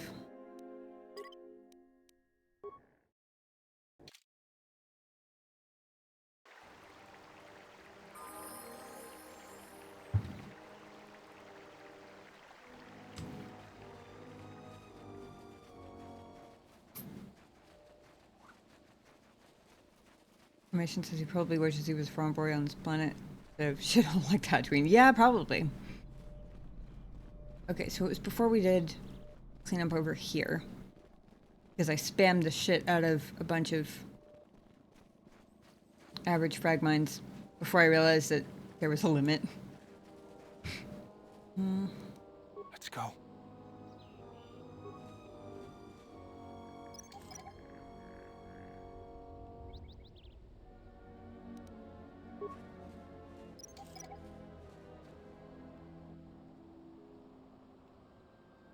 I don't know if I actually need... He mentioned filling gaps. And I was like, well, you can run through here, so I guess this would count as a gap, but I also have no idea how creative they're going to be. Like, I moved some up on the sides of the hill over there because can technically run around that way. Set and activated. But, like, I don't know if, like, if they come through here, I don't know if they'll get creative enough to go this far up by the rocks.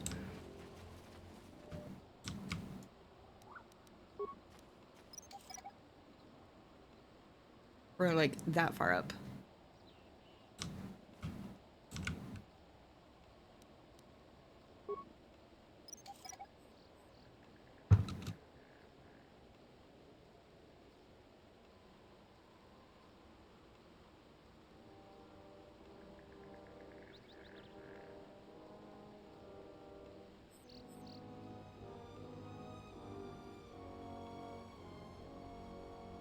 I'm actually debating a flash mine in the middle here.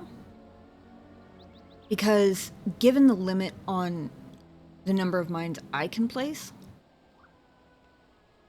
anybody who gets caught stunned in the middle could potentially still get damaged by their buddies running through the side ones. Maybe.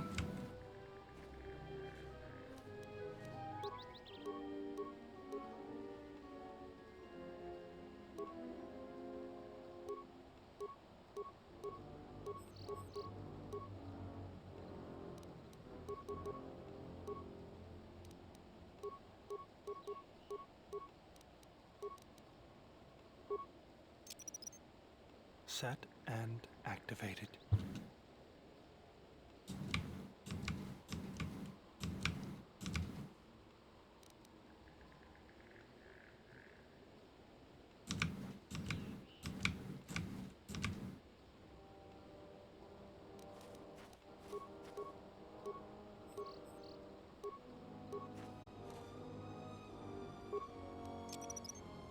Set and activated.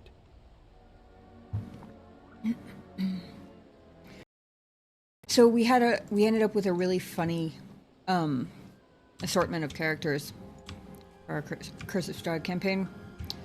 So we've got... My character is probably the least weird out of the bunch in terms of, like, build. I'm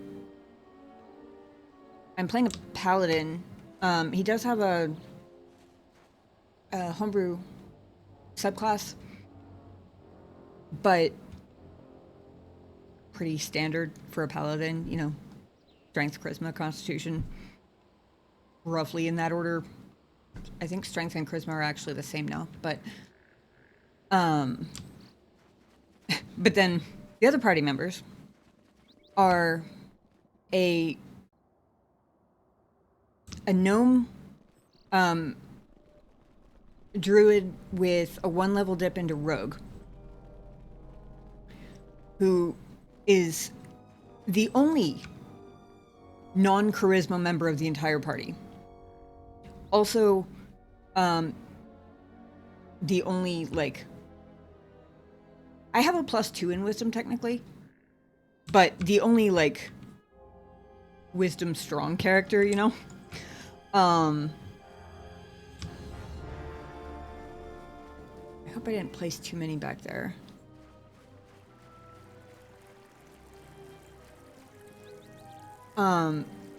And then the other two characters, there are four of us in the party. The other two are, get this, a College of Glamour bard and an illusionist wizard with higher charisma than her intelligence. And not only that, but she has the entertainer background. So we basically have two bards for all intents and purposes, except one of them has the wizard spell list. That has already come in hilariously handy a couple of times.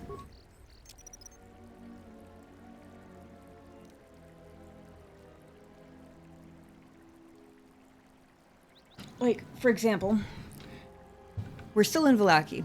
We're only 4 in-game days into the campaign, but we're on, like, session 15, I think was yesterday. If that tells you anything about anything. But on our way to... I don't know how familiar you are with Curse of Strahd. Are you familiar with the module at all? If I say the windmill, do you know what I mean?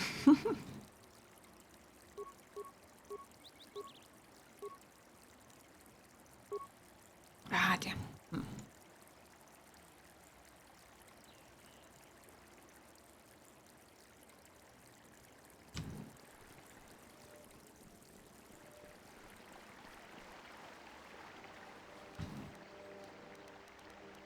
Yeah?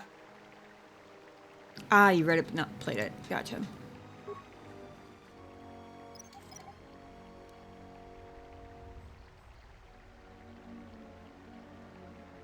Any idea what the range on these turrets is? Basically...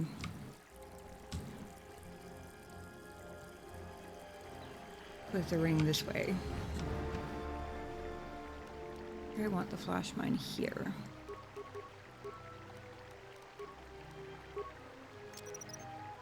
Set and activated.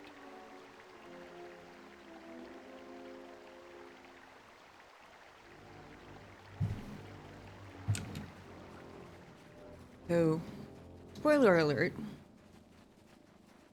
If anyone anticipates playing Curse of Strahd anytime soon,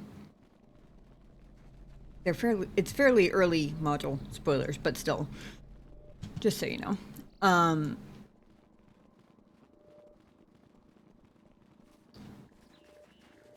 So on our way to Vallaki, we ran into the windmill, right? And I keep telling the group that they asked for it because I put up a poll in our Discord before we even started playing, and I was like, okay, so there's a character who I mostly use for one-shots that I would be, you know, happy to use for this. But she's a total chaos gremlin. Or the other character idea I have, I could is a paladin who's basically like the protector dad type. In fact, he's literally a father. And they unanimously voted for Paladin Dad. Because they said that they figured they might need somebody who is a little bit more, a moral compass, I believe was the phrase that was used. So I said, all right, which kind of means I ended up a little bit on the tropey side, but that's okay. Only a little bit. Anyway, so we get to the windmill, and the TLDR is that you find out that the 3 women who live there and sell pastries in the nearby villages are actually hags, and the pastries are made with the bones of children that they basically kidnap or buy from their parents or steal, or however they can get them, basically. Because apparently children's dreams make for wonderful magical pastries, which is horrifying. So we discover this when we get to the windmill. There is some amount of debate on what to do because we're only level 3.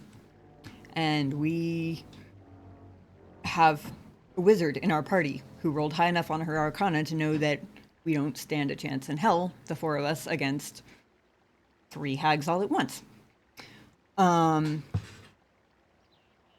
you know what we've got? Oh, and technically there were only 3 players that day because the gnomes player had something else to do that day. So it was 3 players, 4 characters.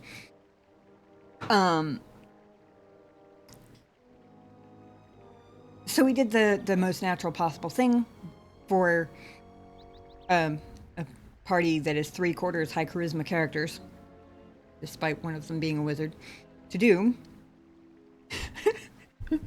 We literally put on a magic-enhanced theater show and talked the hags into just giving us the children. And it worked. It was fucking insane. So basically, the bard came up with this idea, which was perfect.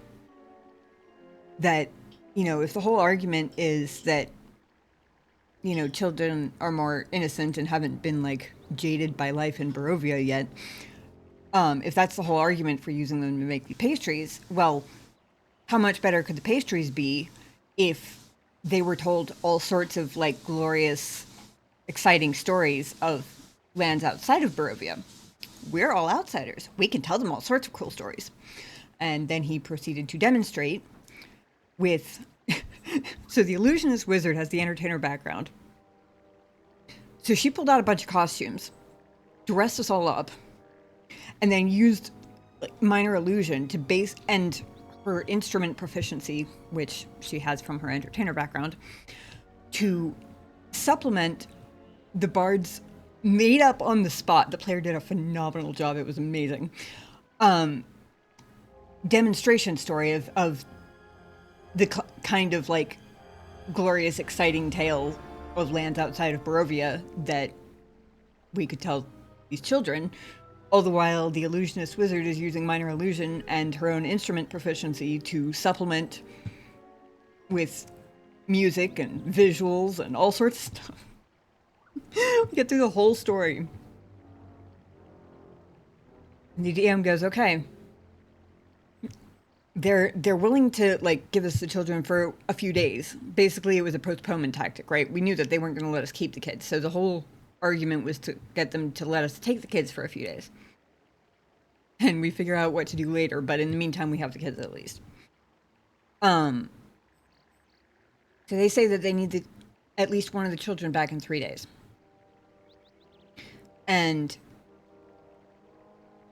I think it was the wizard who was like, absolutely.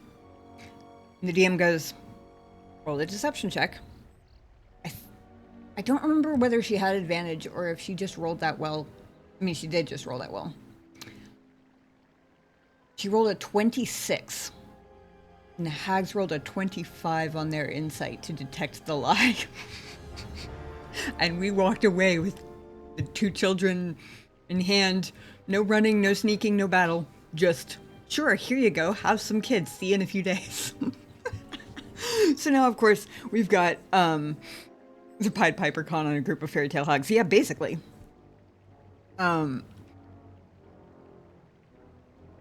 It befuddled the shit out of our DM, which was a lot of fun.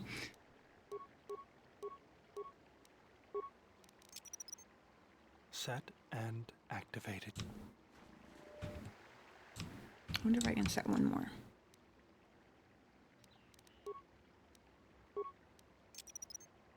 Shiny. Let's be bad guys. Hey, Tosta, how's it going? I didn't even realize, for some reason, your name showed up in my chat, or in my combined chat. The same color as Tom's for a second. So I didn't even register. How's it going? Good to see you. Never heard of a group beating a hag by trafficking children. Most impressive. Yeah. Well, ask me again next week, because now we have to figure out how to take them out, because tomorrow they're going to be really fucking pissed at us when we don't give them the kids back. Because of course we were never planning on doing that. So that should be interesting. Set and activated.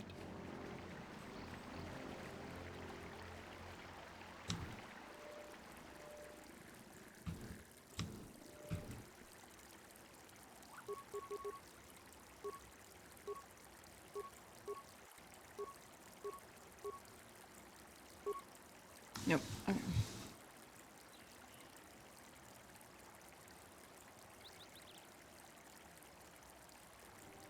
Hopefully they don't have very high awareness.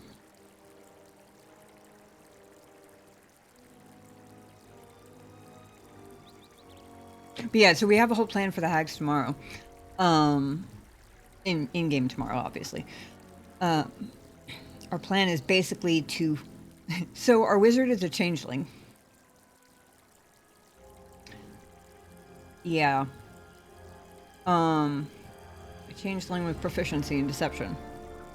And she's an illusionist wizard, so she can do things like cast illusion spells without verbal components.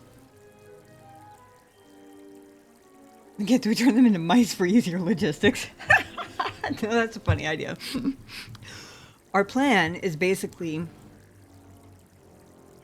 There's this big festival going on in Vallaki. And we managed to convince the hag who usually sells pastries in Vallaki to just let us return one of the kids to her tomorrow during the festival, rather than having to go all the way back to the windmill. And our plan... So we met Van Richten.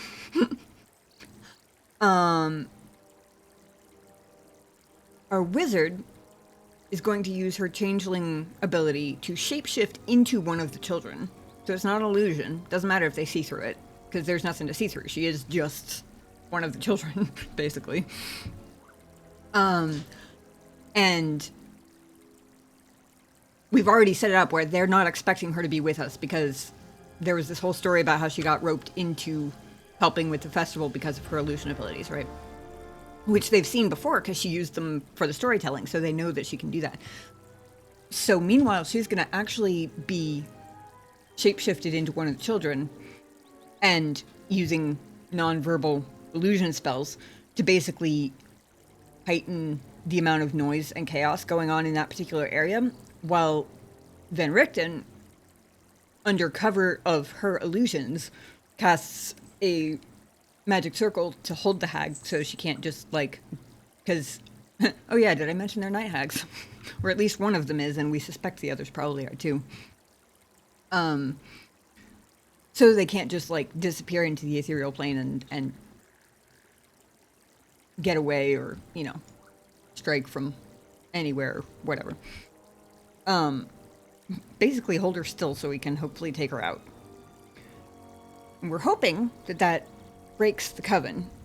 So we're basically going to take her out, take a short rest, and then beeline it straight to the windmill to take out the other two before they can replace her. That's the idea. We'll see how well it goes. We are level 5 now, to be fair, which helps. The first time we ran into them, we were level 3 and very squishy. And feeling every second of the squishiness. I hope this is enough for the mines, because I don't know how much else I can spread them out, given that I apparently can't move their mines. It didn't occur to me to try moving their mines around before I maxed out my placement, but I assume that wouldn't work either. Right on.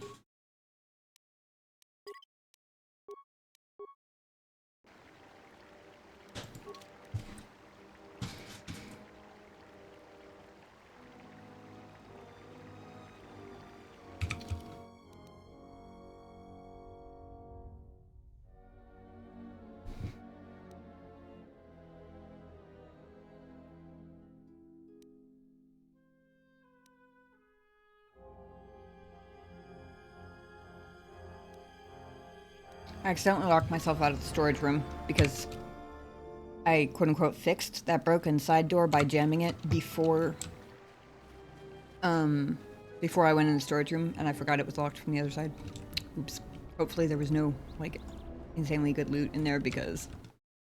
Oops.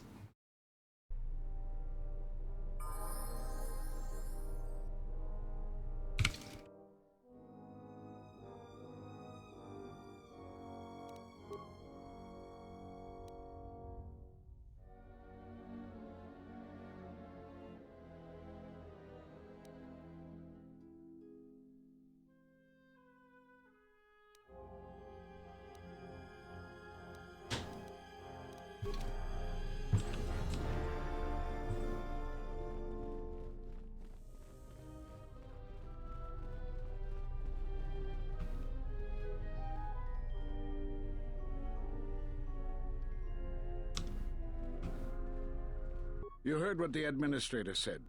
Each of us has to do what they can to aid in the defense of Khoonda. See where you can lend a hand. We'll have time to talk more when this is all over. Yeah, as I'm sure you can imagine, there were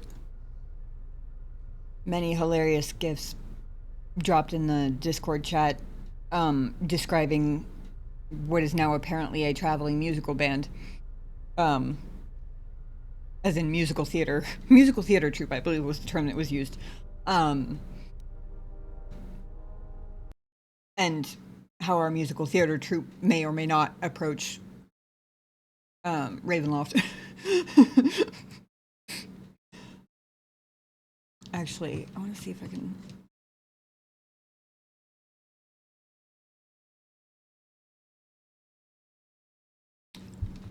One in particular...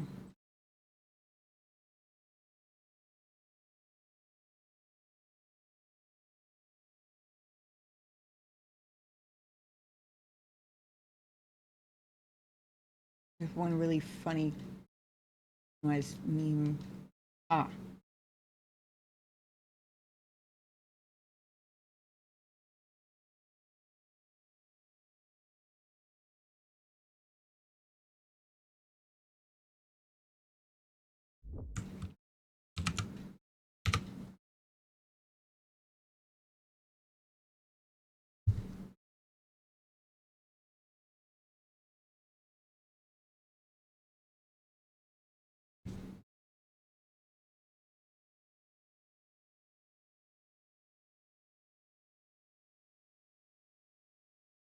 Yep. This was the meme that our DM dropped in the chat after that session.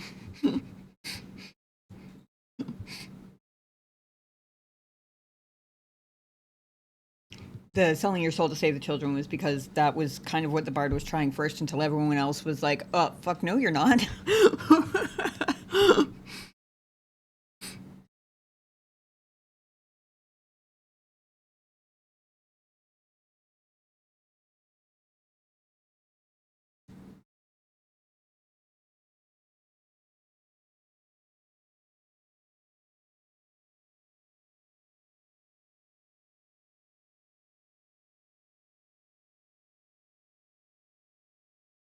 Maybe you can put on a musical to convince Ascol not to attack Khoonda. I mean, maybe, but to be fair... Found you again, General.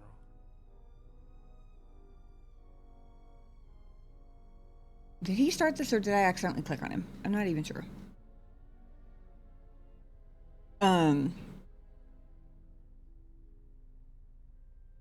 Yeah, the worst part was that that was his idea too.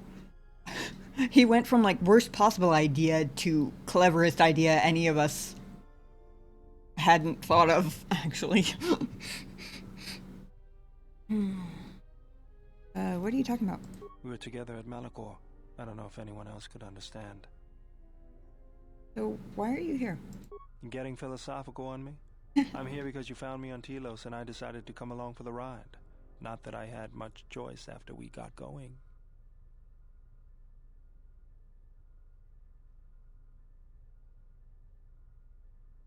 I mean, why are you still here? Tired of me already? I was frustrated. Watching the Ithorians getting pushed around by Zerka, I thought I could make a difference, but it was taken away from me. Guess if one planet was good enough for me, why not the galaxy?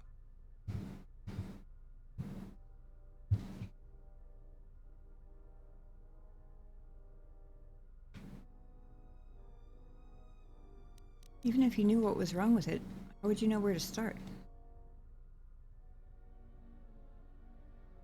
You just have to know what the circuits look like.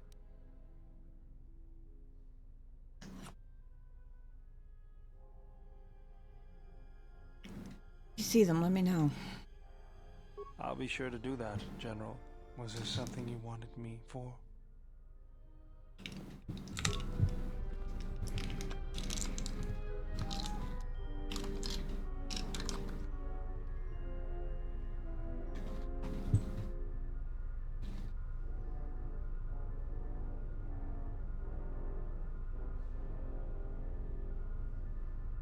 I mean, just a second. I'm gonna feed the kitty cat real quick. And then we'll see what Zeron thinks of my defensive fortifications and preparations and such. Powder heart jump scare. I'm glad he's finally talking to me, to be honest.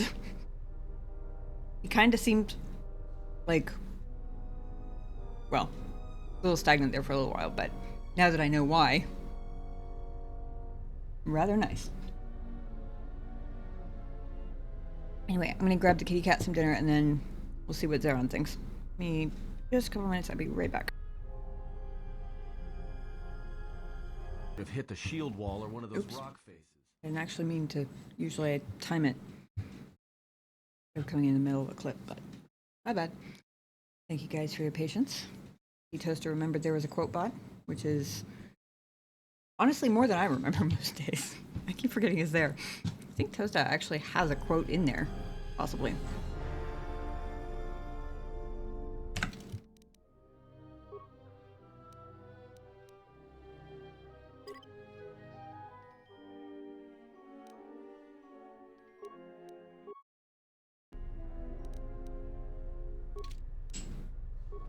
I was right about you. You are trouble, but you might just be the right sort of trouble we need. The mercenaries aren't quick to mobilize, so you have time to do what you need. Or are you ready to finalize the defense plans? Involved with finalizing defenses. Inspecting the perimeter, talking to the troops, and coming up with a battle plan. I fought in a war or two, but I'm no general. In my experience, people like you are better at strategy. You want a hand in making the plan, you got it. Alright. Finalize the battle plans, I think. You sure? Once we're done with that, there may not be any time left before the mercenaries attack.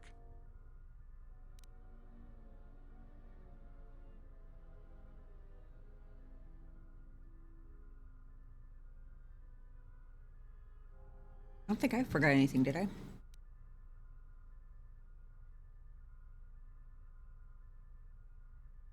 Everybody I know of who would let me talk to them, including the mercenaries.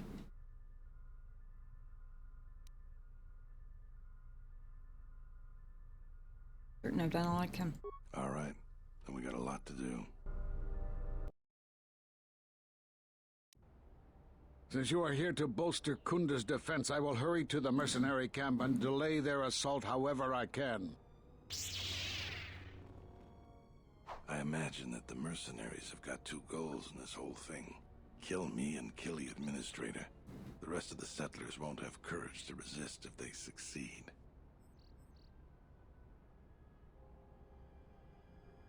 Go on. The administrator's locked up in her office tight, which means that the mercs have to go through us and Khoonda's defenses. It isn't gonna be easy. I suspect we're gonna have to fight on the inside. They've got 3 entrances they're gonna try and break in. Here's the front door, the security door on the side, and the garage door in back. We got 3 squads of militia. We can assign people to the front, back, or inside. Backside has to guard 2 entrances. The front will have to fight more people, and the inside will have to deal with any that break through. So, where do you think the first squad should be deployed? I really wish I could scroll back in conversations, especially since the cat started loudly interrupting me halfway through a sentence. Technically, back door, I mean, technically it's 2 entrances, but one of them is jammed so tight that apparently nobody's getting in anytime soon, so I would say maybe 1.5. Tell me about the squads. First squad is most experienced. The only squad that could go blaster to blaster against the mercs. Second squad has a lot of passion, but no experience. Third squad is new and not trained too well, and they may break in combat. They need a good leader to make them effective. So, where do you think the first squad should be deployed?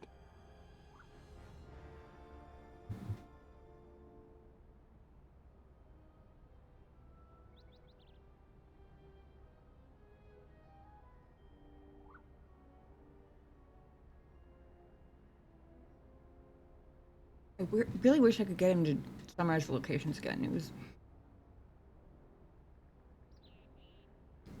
I got hung up on him saying that the back door would have 2 places to defend, and I missed what he said about the front door.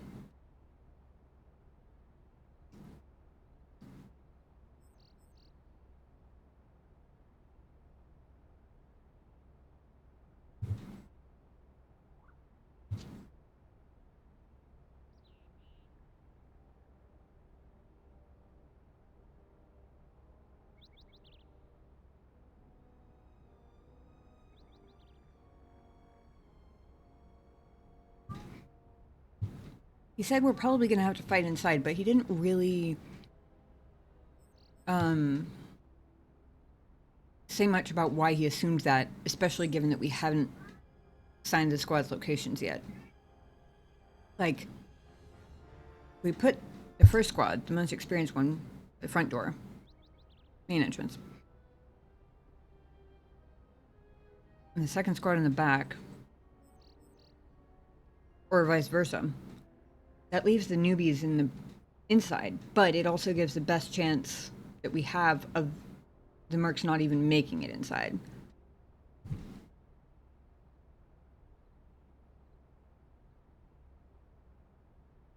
It also thins the mercs' ranks and makes it easier to handle anybody who does get through, I think.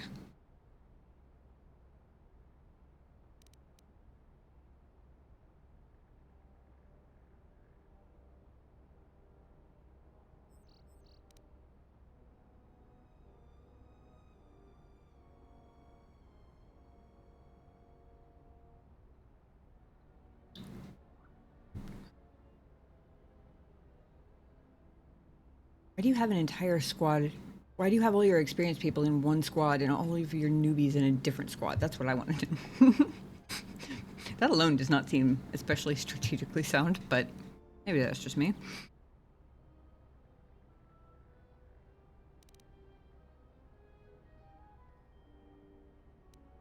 The description is First squad is most experienced. The only squad that could go blaster to blaster against the mercs. Second squad has a lot of passion, but no experience. Third squad is new and not trained too well, and they may break in combat. They need a good leader to make them effective. So, where do you think the first squad should be deployed? I really need him to repeat is the part about the locations. Like, did he say that one... Did he say the main entrance was likely to get hit heavier? But the back would have 2 doors to guard? I don't remember what he said about the main entrance at all.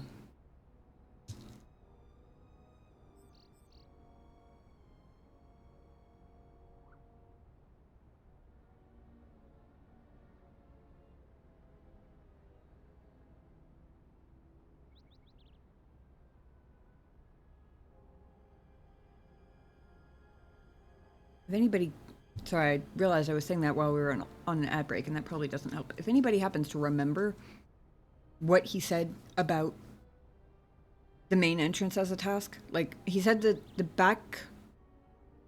the squad stationed in the back would have 2 doors to protect, although one of them is quite thoroughly jammed apparently, thanks to me. And then the inside,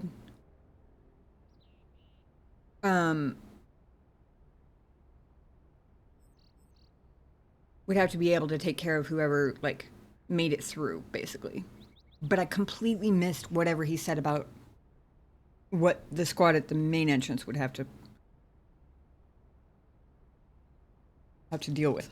And that's kind of a big question mark, because it could be it could easily make the difference between putting the most experienced squad in the front versus in the back.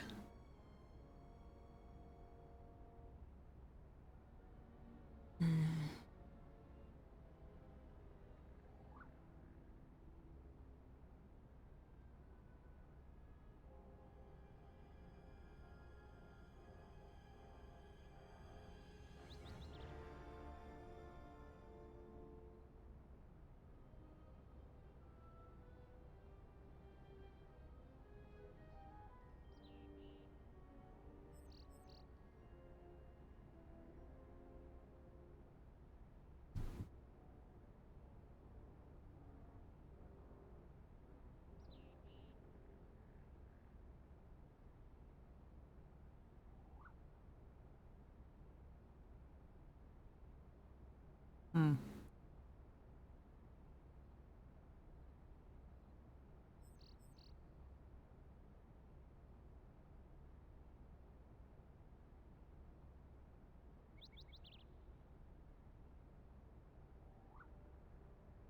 trying to think of my own defenses and the layout.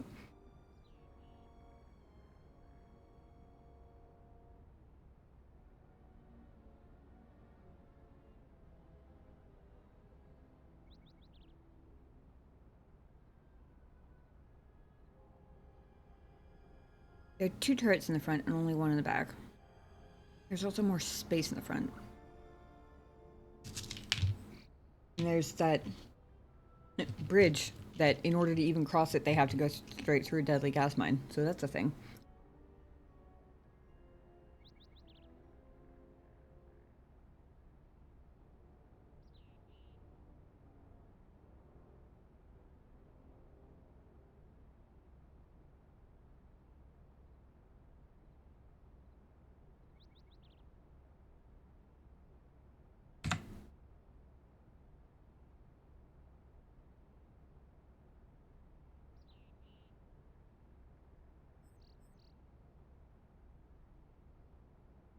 I'm honestly considering cheat reloading, because I did save right before this conversation.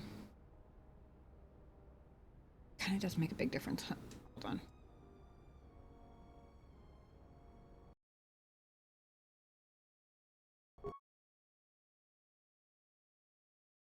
It won't let me roll back a save in the middle of a dialogue, so we're just gonna make it.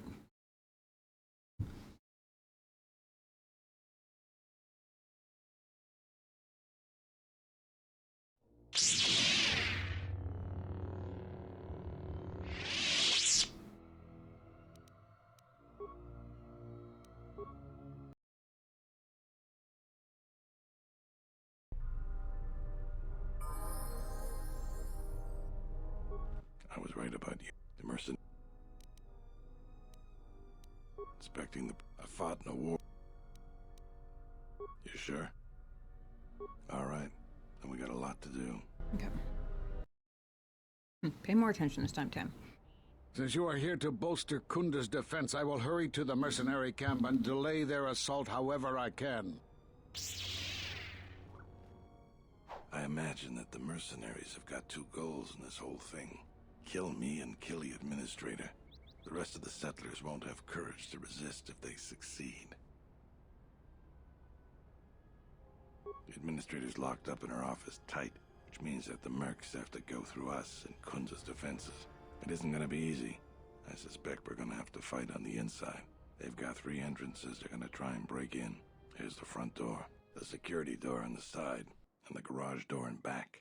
We got 3 squads of militia. We can assign people to the front, back, or inside. Backside has to guard 2 entrances.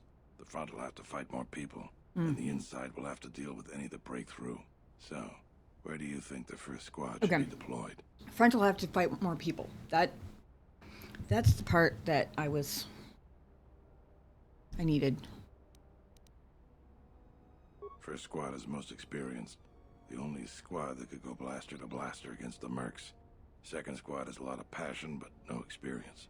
Third squad is new and not trained too well, and they may break in combat. They need a good leader to make them effective. So, where do you think the first squad should be deployed?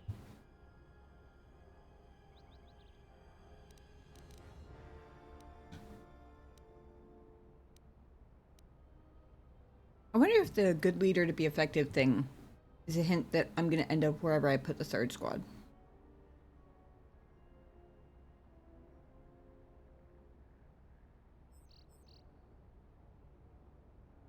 Surely not, because I feel like it's the most logical choice is to put the third squad on the inside. So that they have the fewest number of mercs to deal with. Because they're being thinned out by the 2 more experienced squads, right?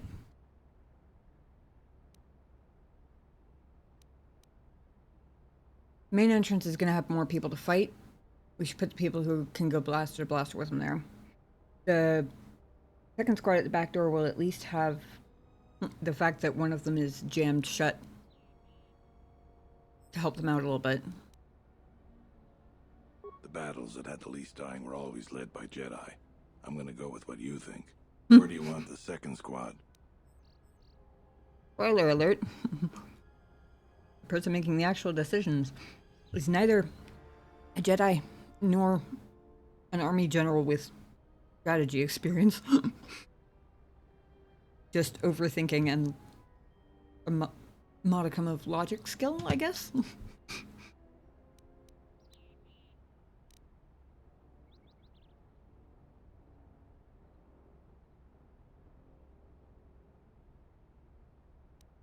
Back by the garage. All right. Where do you want the third squad, the new recruits? Inside. Fine by me. The last question is, where do you want to go? Either the front or the back. I'll take whichever one you don't. That way both sides have leadership.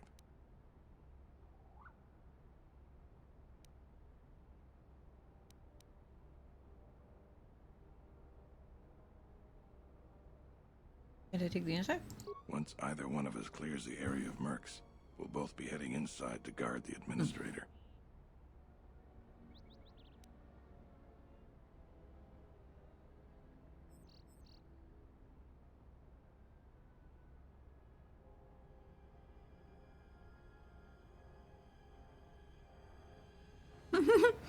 Jedi aren't always great at logic. True. And to be fair, even if he's correct about battles with Jedi, or led by Jedi having the least casualties, it probably had more to do with force healing than it did with actual strategy. But also, I am a general and apparently did quite well at being one. It's just that the person in the driver's seat making the decisions, right here, has no military experience whatsoever. Just kind of going on overthinking and what seems to make sense. Speaking of, seems to make sense.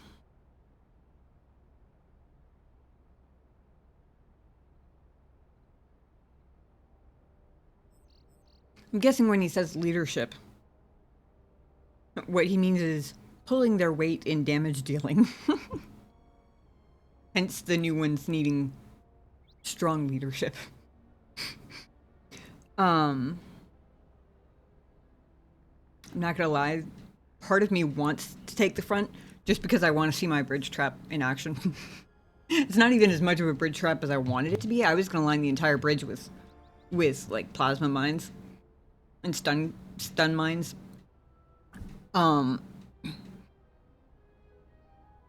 But they understandably, but unfortunately, capped the number of mines I could use, and you know, still,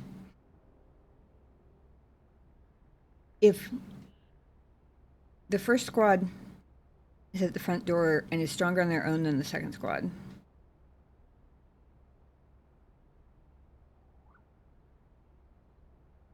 kind of feel like I should, like, strength level, right? Squads, first squad, second squad. I'm kind of imagining it as, like, as far as individual combat skills, me, Sarah. So I feel like we should swap the leaders, like put the NPC leader with the better squad, basically, so that the player-controlled characters can make up for whatever the second squad is lacking.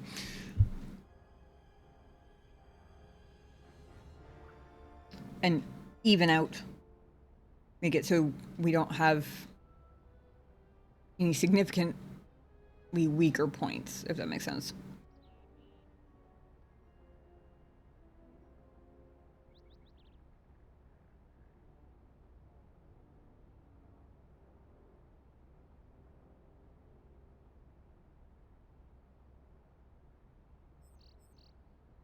I'm mostly torn because I do want to be out front to see if, like, not just them all getting poisoned running across the bridge, which will be really funny, but also if, like, my flash mine placement, because I had to completely guess at the turret's range, and I tried to place a flash mine so that they would get stunned within perfect range of the turrets, and I really want to see if I did it right or effectively.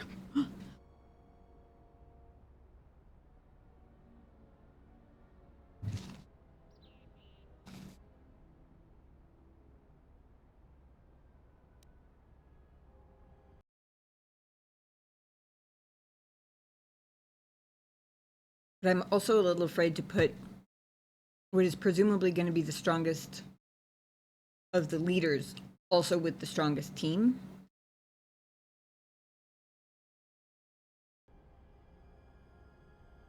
Because that seems like it opens up the back to be problematic.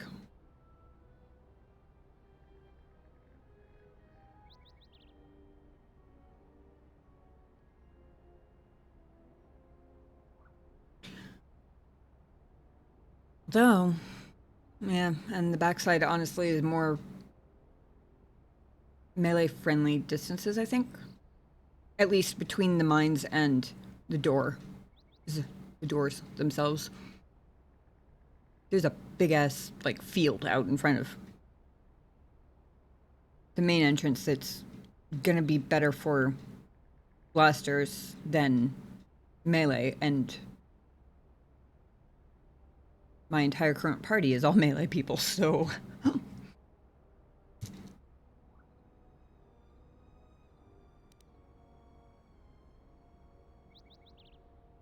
maybe I'll get a cutscene that'll show me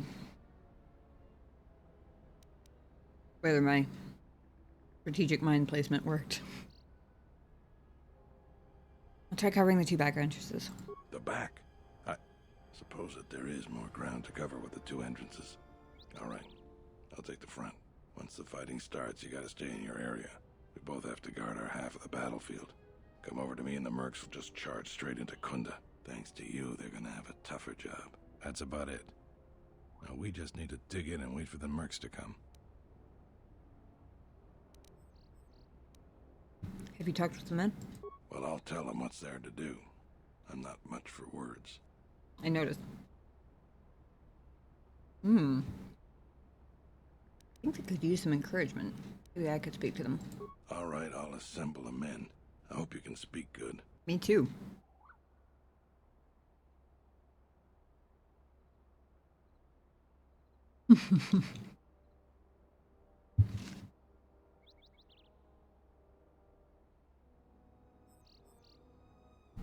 Interesting.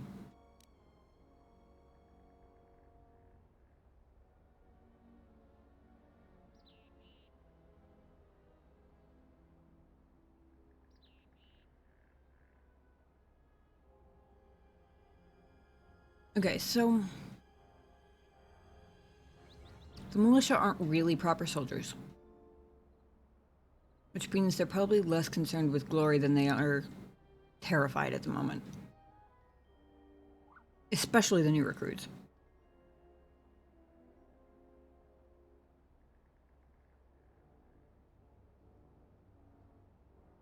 Somebody who signed up as a soldier voluntarily might be persuaded by the chance to make history thing. But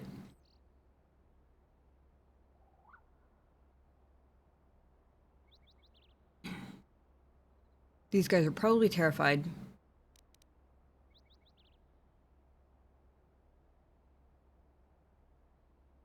Just desperately hoping they manage to protect their home.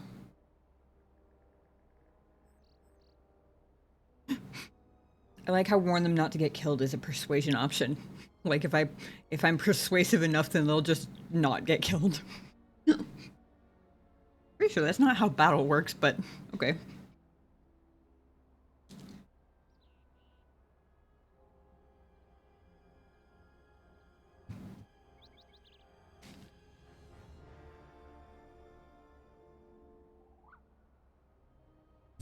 Also, telling them they're doomed. Tell them they're doomed. I was about to say, I feel like they might be feeling that way already. Also, is it just me or has that ever actually motivated someone? Like, being told that your efforts are going to be pointless seems like surely that would be one of those things that would kind of universally drain the motivation out of people, right? I guess with the intimidate, it could be like a you better fight harder, you're doomed type of thing. Have you tried dying less?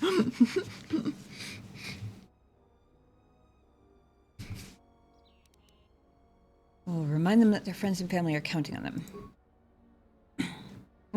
Ooh, I get to see what I'm saying. That's cool. Give them a Call of Duty 3 speech. 2 rules. Rule 1, you're no good at being dead. Rule 2, what difference does it make? You'll probably all end up dead anyway. Wow. What an inspiring and uplifting speech. What we're about to do is dangerous, but important. Important for friends and family.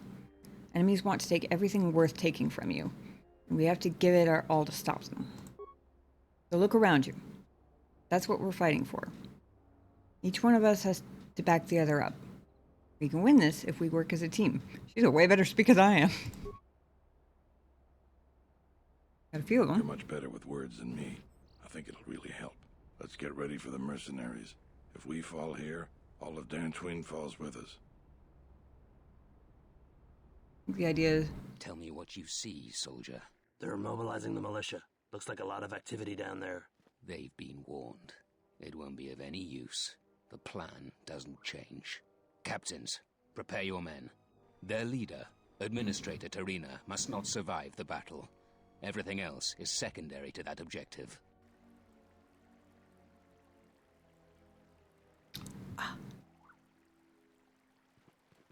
What do you mean they didn't set off my mine? Just has run straight through it.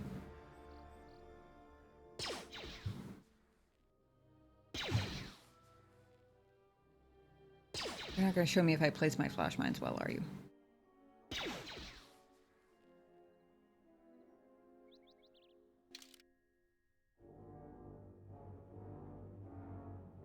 I think the idea there is that the only way to survive is to fight. Yeah, actually makes sense, honestly. When you put it that way, I can kind of get it. Like get that survival desperation, that sort of like base animal instincts to stay alive no matter what going. That makes sense.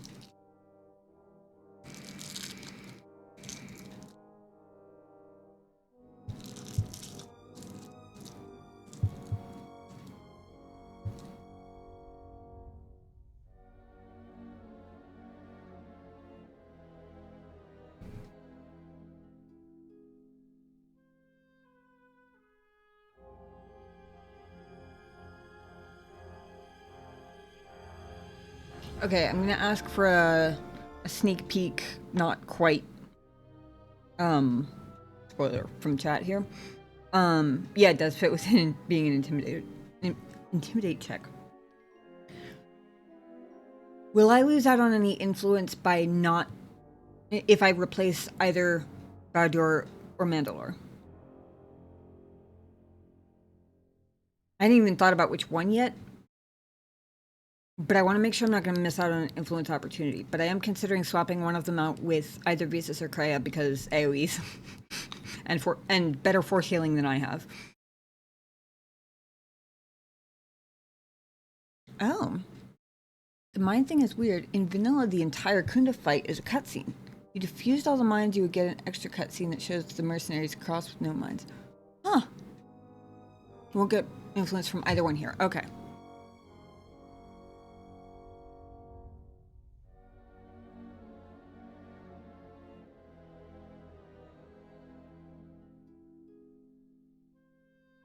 I wish that Mandalore had told the mercenary Mandalorians to back us up instead of just going straight back to Dexon. That would have been useful. But oh well. He's the Mando boss, I guess. Hey, welcome back, Buskar. I love Khoonda's lane as fucking vanilla.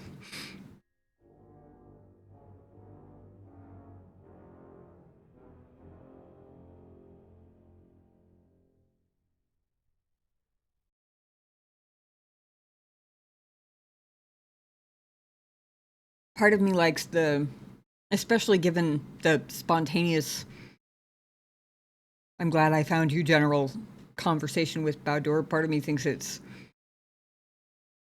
kind of beautifully poetic to be fighting alongside him again. Especially right after he said that. The gamer part of me is like, I'm probably gonna have to worry less about Mandalore's health bar. But I did just upgrade Baldur's armor, so also maybe not. I don't know.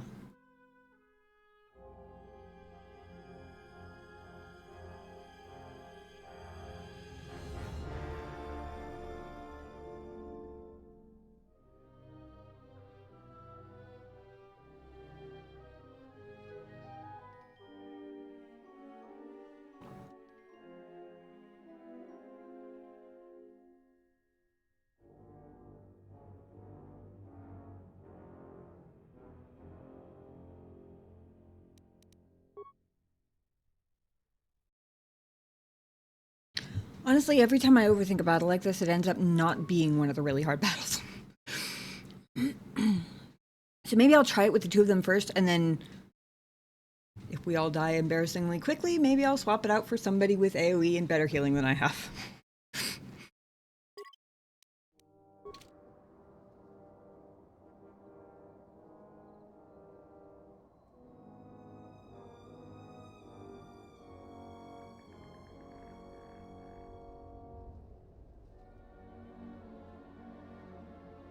He might. We also all have biorestorative underlays on our armor now. All three of us.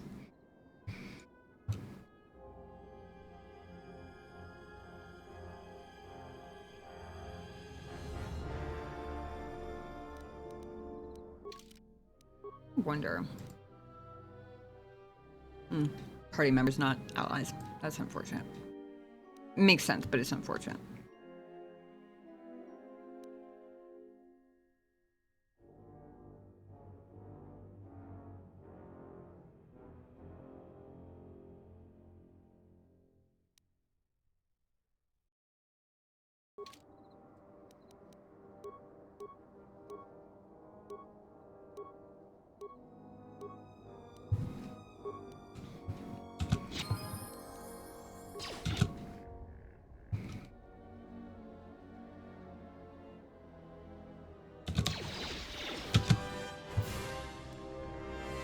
are you looking? Also, what is this position? Like I'm in a Nutcracker ballet or something.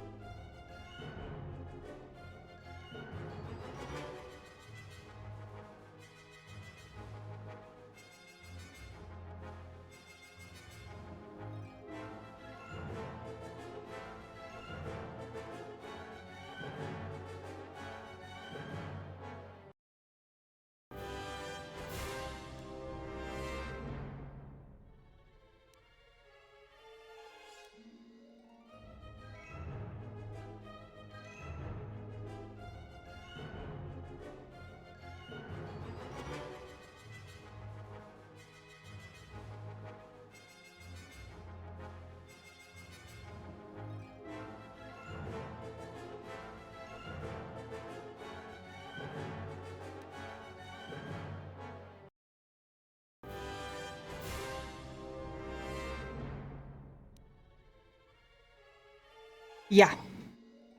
Reeling from the viper blade through the neck.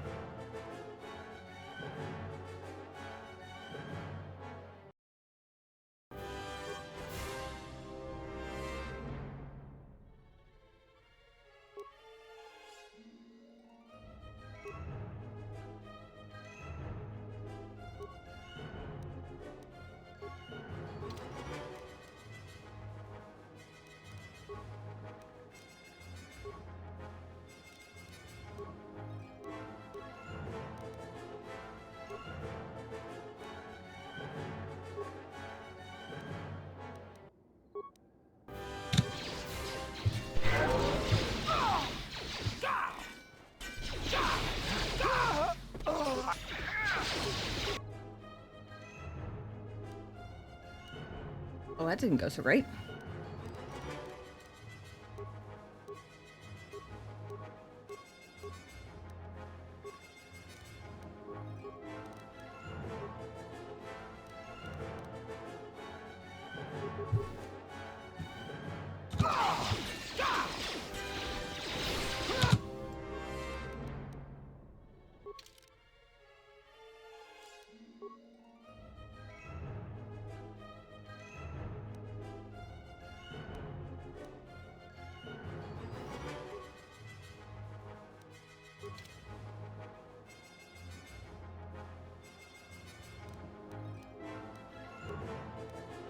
Oh, good. He still has a Mandalorian power shield.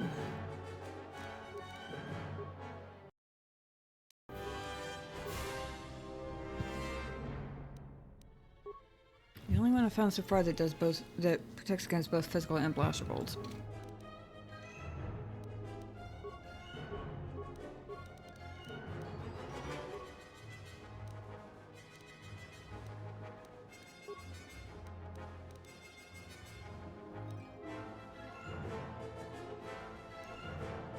Wow. Quite the action shot from Mandalore there.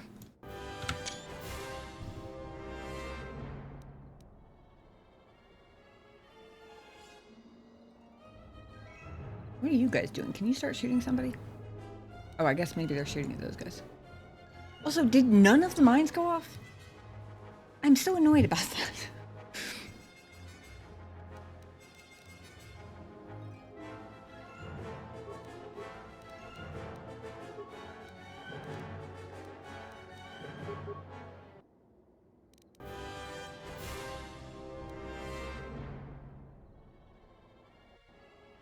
Oh.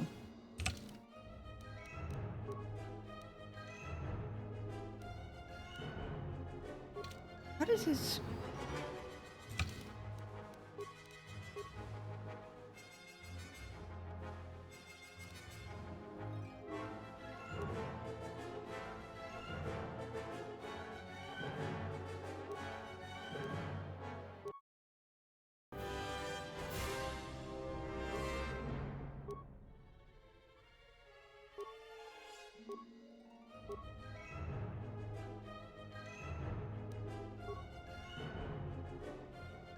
Like shit. I had a plus 35 attack modifier. Fucking insane.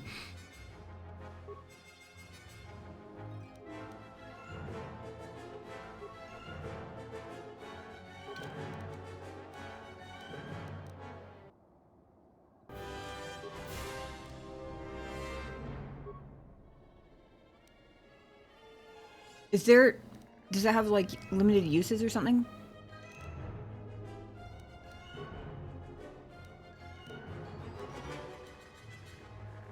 Oh, does it replace the other one he's got? Is that what it is? So I can only have one active at a time?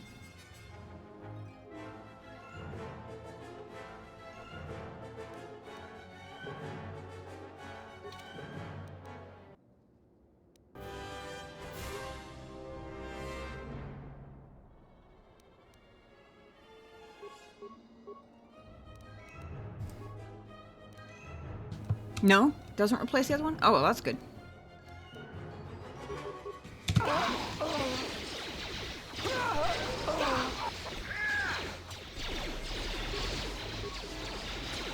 Oh, pfft.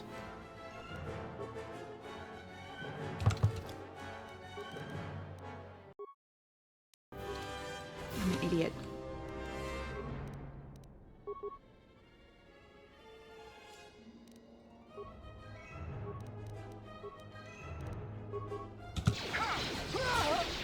That's better.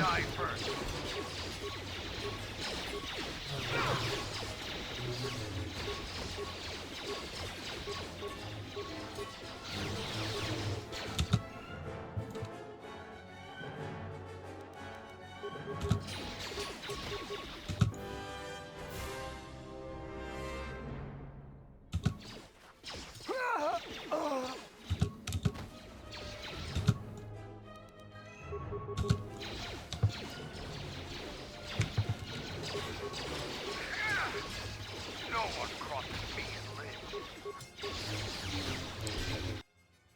Yeah.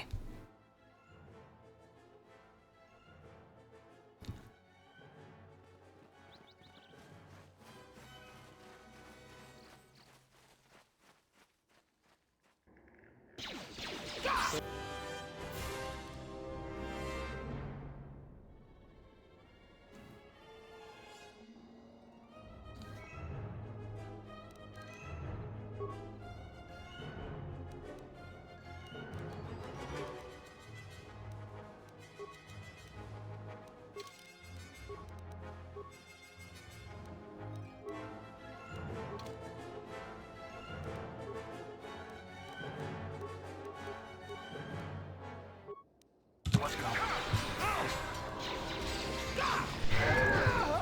Time to die.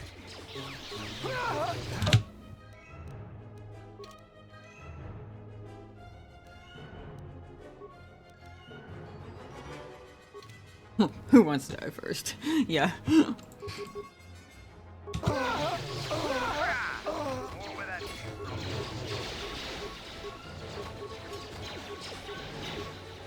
to die. Time to die.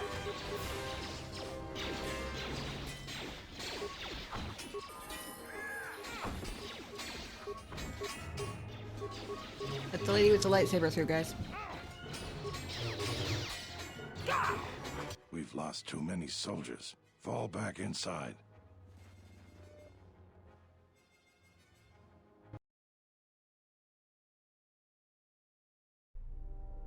So you're the Jedi. I take it you are responsible for the surprises we've had during this battle. Stand aside. Our quarrel is with a distinguished administrator. This isn't your problem.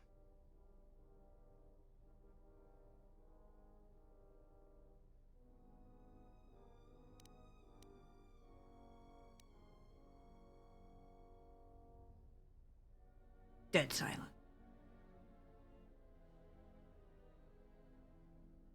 And a yawn from the sky.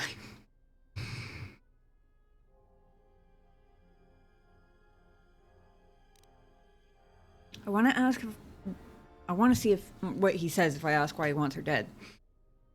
But I don't want to lose the chance to force persuade him.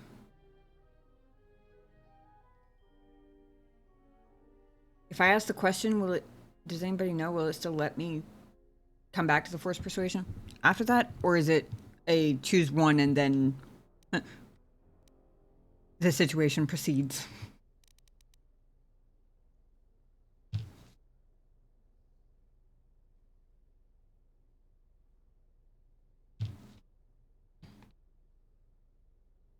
Also, thank you, formation. That always happens.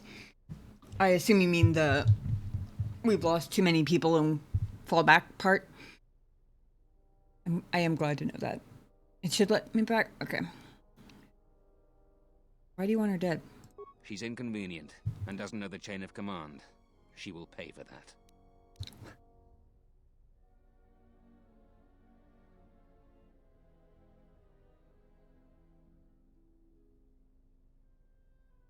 You know what the chain of command is? The chain I go and get and beat you with so you understand who's in right in command here. Firefly, Serenity, anybody?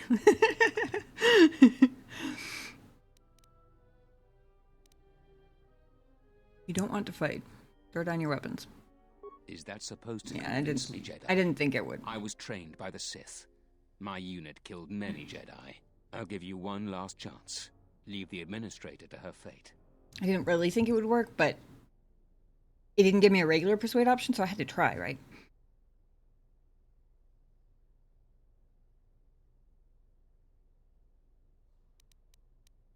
Won't let you kill her.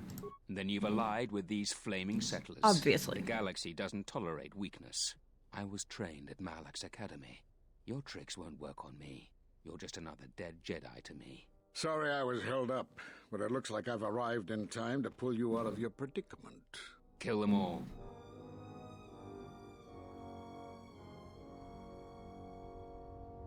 Hey, Onion, how's it going? Good to see you. And yes, you were just in time. The only thing you missed was a lot of and who wants to die next? Or first, and who's next to die? And a whole lot of chaos and a whole lot of me grumbling about how they just ran through all my minds. My very strategically, and like, I spent so long overthinking the placement of those stupid mines. Yes, I am a little salty about the fact that none of them went off. Just a little bit salty. Flamingo settlers. Shut up, Rook. Alright. Ooh. Leveling up first, for sure. Maybe I should be saving their level ups too, but...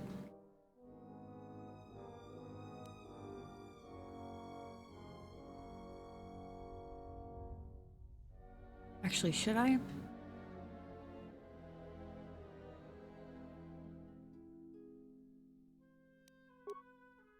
I can level up. And still have a level up left over. That's cool.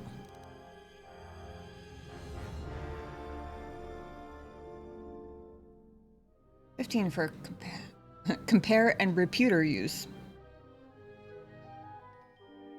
Clearly my tongue is on point today.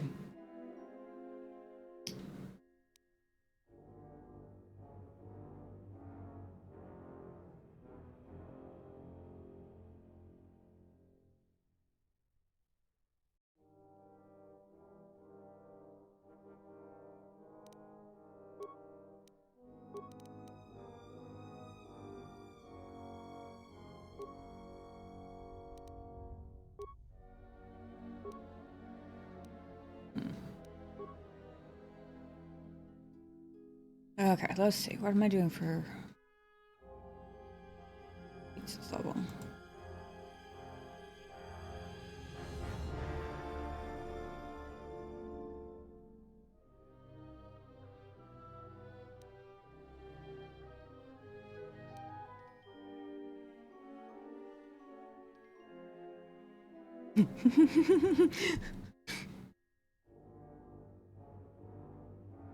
Ever get Master Kill. I might have to do this level, honestly, because I decided to give it a shot with Baldur and Mandalore. Because Baldur said something earlier. I don't know whether I accidentally clicked on him or whether he started a very brief conversation. It was like, I'm glad I found you again, General, or something like that. And it seemed too beautiful and poetic for us to immediately be fighting side by side again, like right after that happened. And Mandalore because he is super tough. But I did consider swapping one of them out for either Kreia or Visas, since they both have my better heals and the AoE force abilities, or the better AoE. I mean, I have the Master Scream, but Visas has Force Lightning, or whatever I think she has, it's either Force Lightning or it's the level 3 version. I don't know if she's at level 3 of it yet. And Insanity. And Kreia also has Insanity. And possibly Force Wave. I don't remember for sure which one's which, but they both have better heals.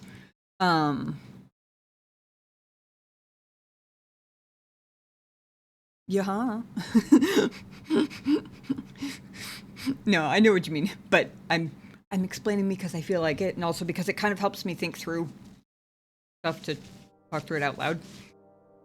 Plus, you guys are along for the ride with me, even if I'm the only one who hasn't played the game before. You know, playing thought process. That's kind of what a stream is. Otherwise, it would just be straight gameplay. It would, I don't know. I feel like it's more interesting.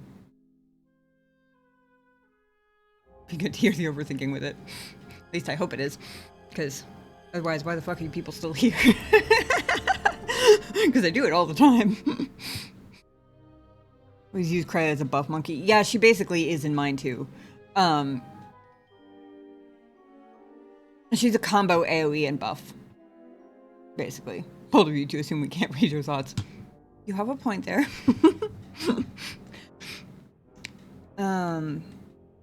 But yes, I might have to get Master Heal this time, specifically because I chose to go into this without a better healer than me.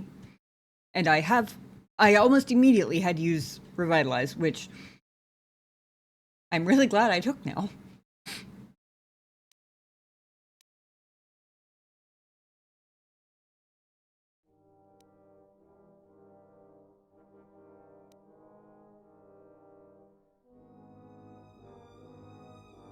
Master Flurry is just so good.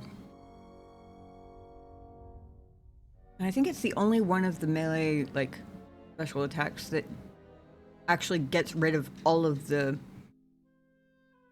like, debuffs and penalties when you get to the top level. Like, this one still docks 3 points to hit. I mean, don't get me wrong, it's still really good, but when you already have Master Flurry, it's kind of like, but do I really need anything else? I might just max out my lightsaber specialization for this one.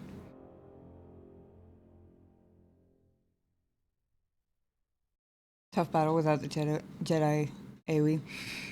It was better once I got my companion's shields activated. But yeah, Baldur went down in, like, before I got my second action all the way off, I think. Maybe third. He was already all the way down. Which, you know, gave me a taste of how careful to be going forward, and we survived the rest of it so far. But, yeah.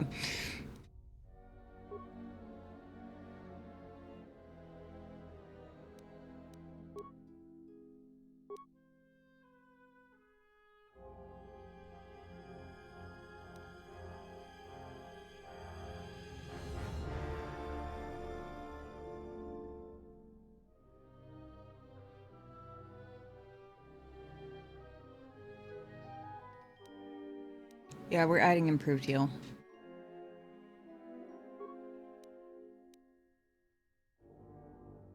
Because it's kind of silly that I still have the level 1 version this late in the game, honestly. Powder just does that. He falls over. I have noticed he has a tendency to do that rather a lot.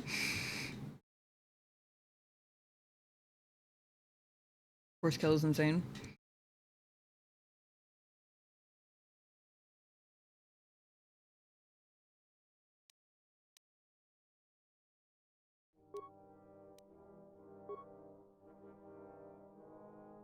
That said, I don't know how tough this is going to be, so I think I am actually going to save their levels in case this ends up being tougher than the last battle, and I need... Because I have Master Heal, and I have a couple of life... 6... Oh, I have better off on life support than I thought I was, but still. Being able to get them back up to full once each could be very useful.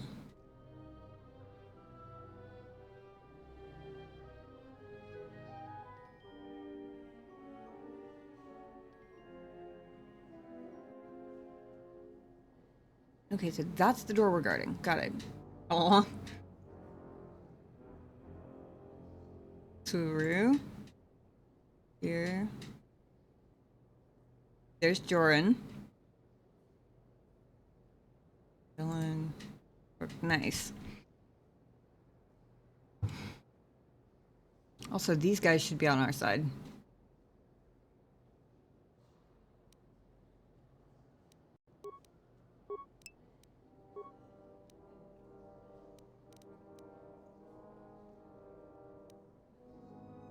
He's good.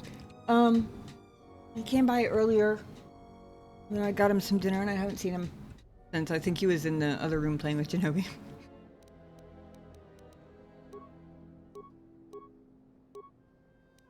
We recently discovered that apparently he is into cat TV. He's just a screen snob. It has to be on a big screen. So we don't have a TV. We have a projector that connects to various streaming apps on phones that projects on the wall in the bedroom. So Shinobi got a Bluetooth speaker so that he could put the speaker right under the screen so that it sounds like it's coming from the same direction. And he's been playing like 12-hour looping like cat TV footage, like birds and squirrels and stuff, just like coming to bird feeders and like little piles of seeds and stuff for like hours, and Ghost will just sit there and watch in absolute fascination. So he might be doing that now, honestly.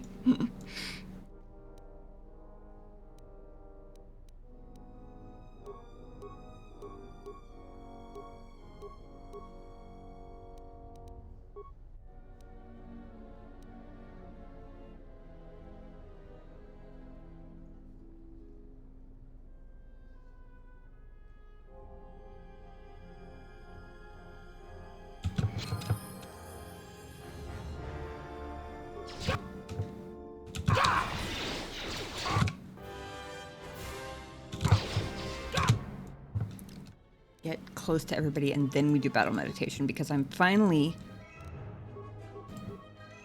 Whoa, that was weird. I'm finally remembering that battle meditation has an AoE debuff effect.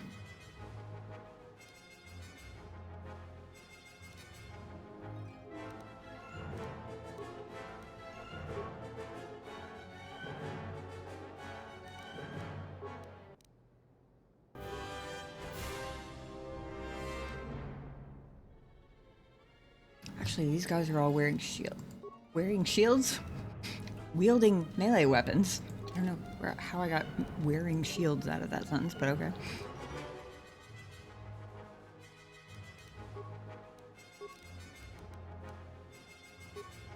Nope, wait, hold on.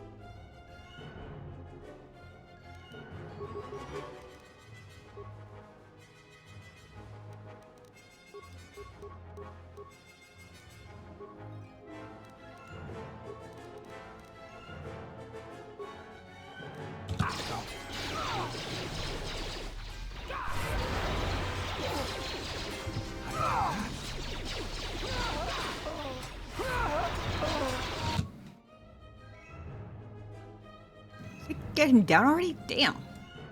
Way to go, guys. Cross brain circuits, yes. That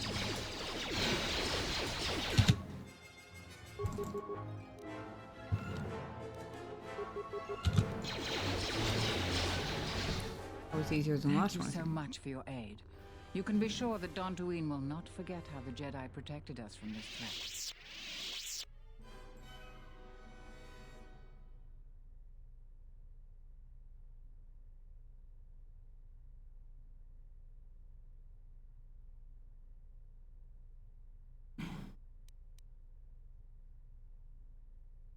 One is an interesting option, considering that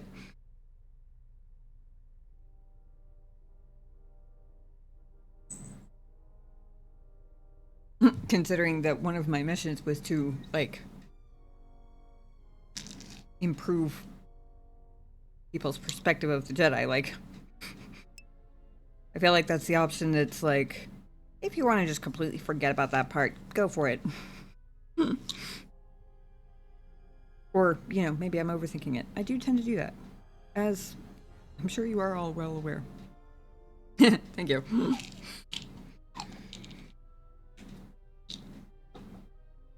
I feel like it's probably better if she attributes my actions to the Jedi as a whole, actually.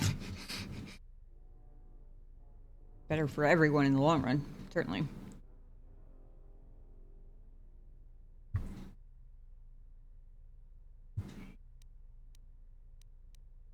Besides, it's all well and good to build up my own reputation as, like, a good guy hero type or whatever, but also I can only be in one place at a time. So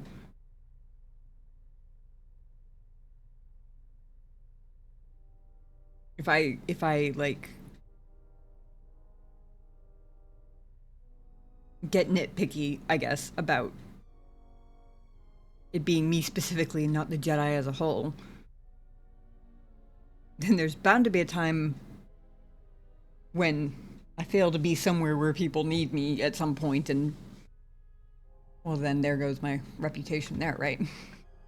Can't be everything to everybody.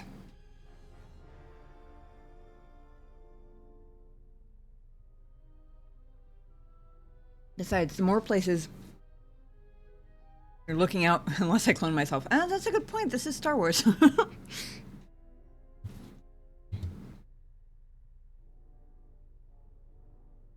I set up spare desk chair because I thought Ghost might show an interest in it, and he had completely ignored it until just now. I just realized I forgot to turn the cat cam on, so it'll be a second, but I'm happy to help.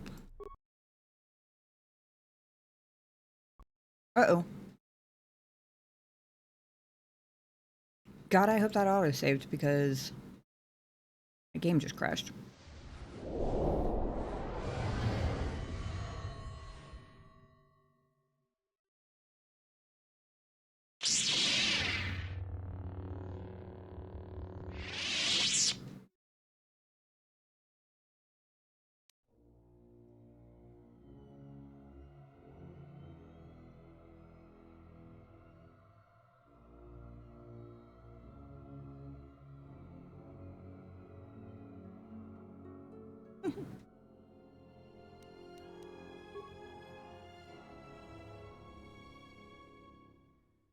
Of course it didn't. Why would you not autosave at the end of a battle? I mean, maybe it would have if I'd gotten through the dialogue, but...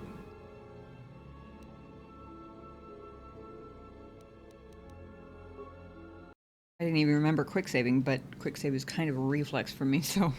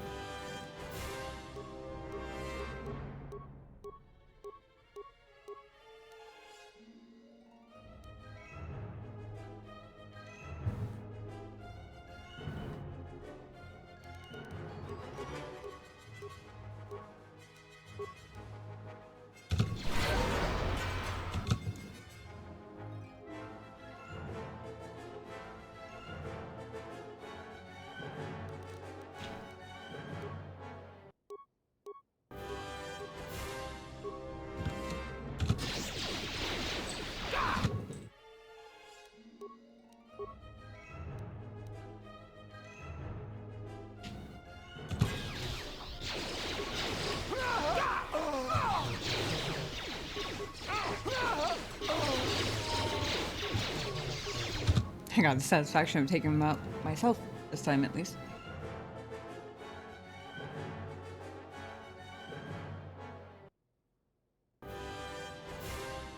Hey, you, how's it going? Good to see ya.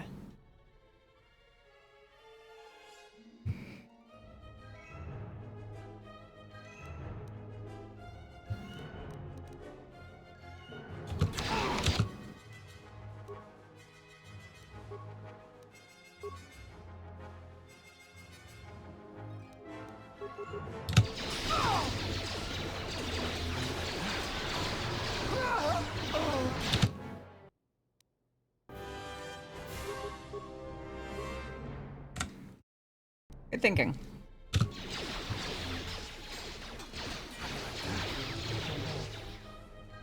Thank you so much for your aid.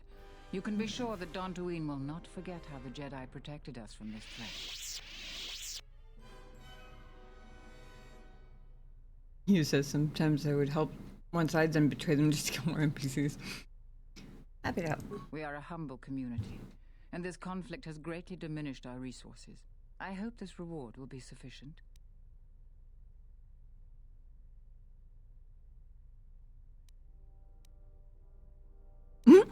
If it weren't for me, you would be missing your head, dear administrator. Yikes.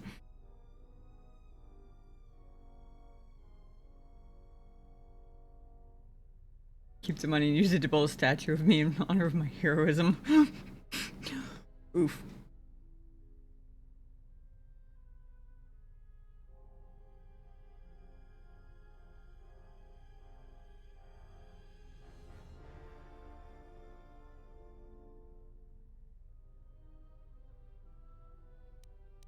Please keep the credits and use them to help rebuild Khoonda.